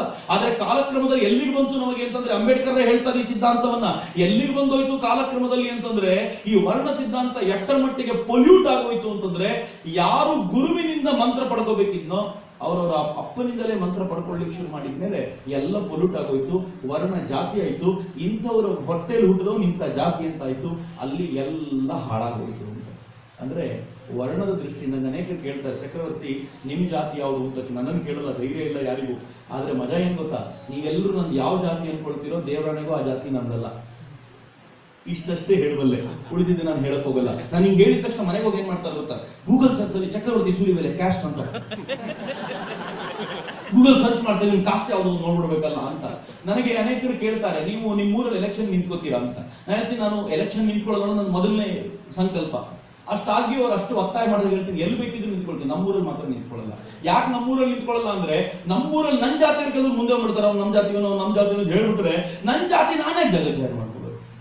ನಾನು ಎಷ್ಟು ದಿನ ಬಿಂದಾಸಾಗಿ ಬದುಕಿದ್ದೀನಿ, ನನ್ನ ಜಾತಿಯನ್ನು ಹೇಳ್ಕೊಳ್ದೆ ಎಲ್ಲರೊಡನೆ ಒಂದಾಗಿ ಬದುಕಬೇಕು ಅನ್ನೋ ಆ ಸಂಕಲ್ಪದೊಂದಿಗೆ ಬದುಕಿದ್ದೀನಿ. ನಾನ್ಯಾಕೆ ನನ್ನ ಜಾತಿ ಹೇಳ್ಕೊಂಡು ತಿರುಗಾಡ್ಬೇಕು, ನಾನು ಆರಾಮಾಗಿರ್ತೀನಿ. ಆ ಕಾರಣಕ್ಕೋಸ್ಕರವಾದ್ರೂ ನನ್ನ ಊರಲ್ಲಿ ನಾನು ಎಲೆಕ್ಷನ್ ನಿಂತ್ಕೊಳ್ಳಲ್ಲ ಅಂತ ನಾನು ಧೈರ್ಯವಾಗಿ ಹೇಳ್ತೀನಿ. ಯಾವಾಗಲೂ ಯೋಚನೆ ಮಾಡಿ ಮಿತ್ರರೇ, ಈ ಜಾತಿಯ ಸಂಕುಲಗಳು ಹೆಂಗೆ ನಮ್ಮನ್ನು ಹಿಂಡಿ ಹಿಪ್ಪೆ ಮಾಡಿವೆ ಅಂತಂದ್ರೆ, ಈ ಜಾತಿಯ ಚೌಕಟ್ಟಿನಲ್ಲಿ ಬಂಧಿಸ್ಕೊಂಡು ಹೋಗ್ಬಿಟ್ಟಿದೀವಲ್ಲ ಕಾಲಕ್ರಮದಲ್ಲಿ ಆಗಿರೋ ಬದಲಾವಣೆಯಿಂದ. ಈ ಹಿನ್ನೆಲೆಯಲ್ಲಿ ನಾನು ತುಂಬಾ ಕಳಕಳಿಯಿಂದ ಕೇಳ್ಕೊಳ್ಳೋದು, ಯಾವ ಜಾತಿ ಭಾರತದ ಅಥವಾ ಹಿಂದೂ ಪರಂಪರೆಯ ಋಷಿ ಮುಖದಿಂದ ಬಂದಿರುವಂತದ್ದಲ್ವೋ ಅದನ್ನು ಕಳಚಿ ಹಾಕಿ ನಾವೆಲ್ಲರೂ ವರದಿಗರಾಗೋಣ. ನನ್ನ ಯುವ ಬ್ರಿಗೇಡಿಗರು ನಿಮ್ದೆಲ್ಲ ಯಾವ ಜಾತಿ ಅಂತ ಎಲ್ಲರೂ ಕೇಳಿದಾಗ ನಾನು ಹೇಳೋದುಂಟು, ಬ್ರಾಹ್ಮಣ ವೇದವನ್ನು ಉಳಿಸಿದ, ನನಗೆ ವೇದವನ್ನು ಉಳಿಸ್ಲಿಕ್ಕೆ ಗೊತ್ತಿಲ್ಲ, ಹಿಂಗಾಗಿ ನಾನು ಬ್ರಾಹ್ಮಣ ಅಲ್ಲ. ಕ್ಷತ್ರಿಯ ರಕ್ಷಣೆ ಮಾಡ್ಲಿಕ್ಕೋಸ್ಕರ ಸೈನಿಕನಾದ, ನನ್ನ ಕೈಯಲ್ಲಿ ಅಷ್ಟೊಂದು ತಾಕತ್ತಿಲ್ಲ, ನನಗೆ AK-47 ಚಲಾಯಿಸೋದು ಗೊತ್ತಿಲ್ಲ, ಹಿಂಗಾಗಿ ನಾನು ಕ್ಷತ್ರಿಯನೂ ಅಲ್ಲ. ವೈಶ್ಯ ಎಲ್ಲರಿಗೂ ಸಮಾನವಾಗಿ ರೈತ ಬೆಳೆದಿರುವಂತ ಬೆಳೆಯನ್ನ ಇದು ಬ್ರಾಹ್ಮಣನವರೆಗೂ ಕ್ಷತ್ರಿಯನವರೆಗೂ ಮುಟ್ಟಿಸುವಂತ ಒಂದು ಮಧ್ಯದ ಕೊಂಡಿಯಾದ ಅವನು ವ್ಯಾಪಾರ ಮಾಡ್ದ. ನನಗೆ ವ್ಯಾಪಾರದ ಬುದ್ಧಿಯೂ ಇಲ್ಲ, ಹಿಂಗಾಗಿ ನಾನು ವ್ಯಾಪಾರಿಯೂ ಅಲ್ಲ, ವೈಶ್ಯನೂ ಅಲ್ಲ. ಹಂಗಿದ್ಮೇಲೆ ನಾನು ಯಾರು ಅಂತ ಕೇಳಿದ್ರೆ, ನನಗೆ ಮತ್ತು ಯುವ ಬ್ರಿಗೇಡ್ ಮಿತ್ರರಿಗೂ ಗೊತ್ತಿರೋದು ಒಂದೇ ಒಂದು, ಯಾವ್ದಾದ್ರು ಕಲ್ಯಾಣಿ ಕ್ಲೀನ್ ಮಾಡಿ, ಯಾವುದೋ ಒಂದು ಕೊಳಕಾಗಿರುವಂತ ನದಿ ಕ್ಲೀನ್ ಮಾಡಿ, ಎಲ್ಲಾದ್ರೂ ಗಿಡ ನೆಡಲಿಕ್ಕೆ ಹೋಗಿ, ಇವೆಲ್ಲವೂ ನಾವು ಮಾಡಬಹುದಾಗಿರೋದು ಕೂಲಿ ಕೆಲಸ ಮಾತ್ರ. ಈ ಕೆಲಸ ಮಾಡ್ಲಿಕ್ಕೆ ಗೊತ್ತಿರೋ ನಾವೆಲ್ಲರೂ ಶೂದ್ರ ವರ್ಣಕ್ಕೆ ಸೇರಿದವರು ಅಂತ ಅತ್ಯಂತ ಹೆಮ್ಮೆಯಿಂದ ನಾನು ನಿಮ್ ಜೊತೆ ಹಂಚಿಕೊಳ್ಳಿಕ್ಕೆ ಇಚ್ಛೆ ಪಡ್ತೀನಿ. ಎಲ್ಲ ಯುವ ಬ್ರಿಗೇಡ್ನ ತರುಣರು ಶೂದ್ರ ವರ್ಣಕ್ಕೆ ನಾವು ಸೇರಿದವರು. ವರ್ಣದ ದೃಷ್ಟಿಯಿಂದ, ನಾನು ಜಾತಿ ಬಗ್ಗೆ ಮಾತಾಡ್ತಿಲ್ಲ, ನನ್ನ ಕೆಲಸದ ದೃಷ್ಟಿಯಿಂದ ಮಾತನಾಡೋದಾದ್ರೆ ನಾವೆಲ್ಲರೂ ಶೂದ್ರ ವರ್ಣಕ್ಕೆ ಸೇರಿದವರು.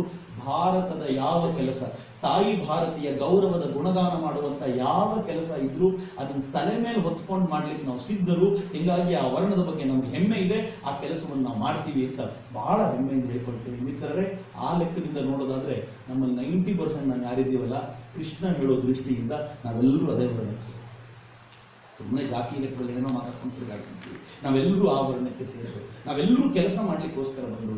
ಕೆಲಸ ಮಾಡೋಣ, ನಿರಂತರವಾಗಿ ಭಾರತವನ್ನ ವಿಶ್ವಗುರು ಪಟ್ಟಕ್ಕೆ ಕೂರಿಸ್ಲಿಕ್ಕೆ ಏನ್ ಬೇಕೋ ಅಷ್ಟೆಲ್ಲವೂ ಶ್ರಮವಹಿಸೋಣ. ನಮ್ಮ ಮನಸ್ಸಿನೊಳಗಿರುವಂಥ ಈ ಜಾತಿಯ ಕೊಳೆಯನ್ನ, ಜಾತಿಯ ಸಂಕೋಲೆಯನ್ನ ಕಳಚಿಕೊಂಡು ಹೊಸ ಸಾಮ್ರಾಜ್ಯವನ್ನ, ಹೊಸ ರಾಷ್ಟ್ರವನ್ನ ಕಟ್ಟಲಿಕ್ಕೆ ನಾವೆಲ್ಲರೂ ಜೊತೆಗೂಡೋಣ ಅಂತ ಆಶಿಸ್ತಾ, ಈ ಎಲ್ಲ ದಿಕ್ಕಲ್ಲಿ ನಡೆಯೋದಕ್ಕೆ ನಮಗೆ ಶಕ್ತಿ ಸಾಮರ್ಥ್ಯವನ್ನ ರಾಮಾನುಜರು ಮತ್ತು ಅಂಬೇಡ್ಕರ್ ದಯಪಾಲಿಸಲಿ ಅಂತ ನಾವೆಲ್ಲರೂ ಭಕ್ತಿಪೂರ್ವಕವಾಗಿ ಕೇಳ್ಕೊಳ್ತಾ, ಅವರಿಬ್ರು ನಮಗೆ ಶಕ್ತಿಯನ್ನು ತುಂಬಲಿ ಅಂತ ಕೇಳ್ಕೊಳ್ತಾ ನಾವೆಲ್ಲರೂ ಇಲ್ಲಿಂದ ತೆರಳಬೇಕು ಅಂತ ಕೇಳ್ಕೊಳ್ತೀನಿ. ನೀವೆಲ್ಲರೂ ಪ್ರೀತಿಯಿಂದ ಇದರಲ್ಲಿ ಭಾಗವಹಿಸಿದಿರಿ. ಪ್ರೀತಿಯಿಂದ ಕರೆದಂತ ಚನ್ನಪಟ್ಟಣದ ಎಲ್ಲ ಮಿತ್ರರಿಗೂ ಆದರಪೂರ್ವಕವಾಗಿ ವಂದಿಸ್ತಾ ನನ್ನೆಲ್ಲ ಮಾತುಗಳನ್ನು ತಾಯಿ ಭಾರತೀಯ ಪದದಲ್ಲಕ್ಕೆ ಸಮರ್ಪಿಸ್ತೇನೆ. ವಂದೇ ಮಾತರಂ, ಜೈ.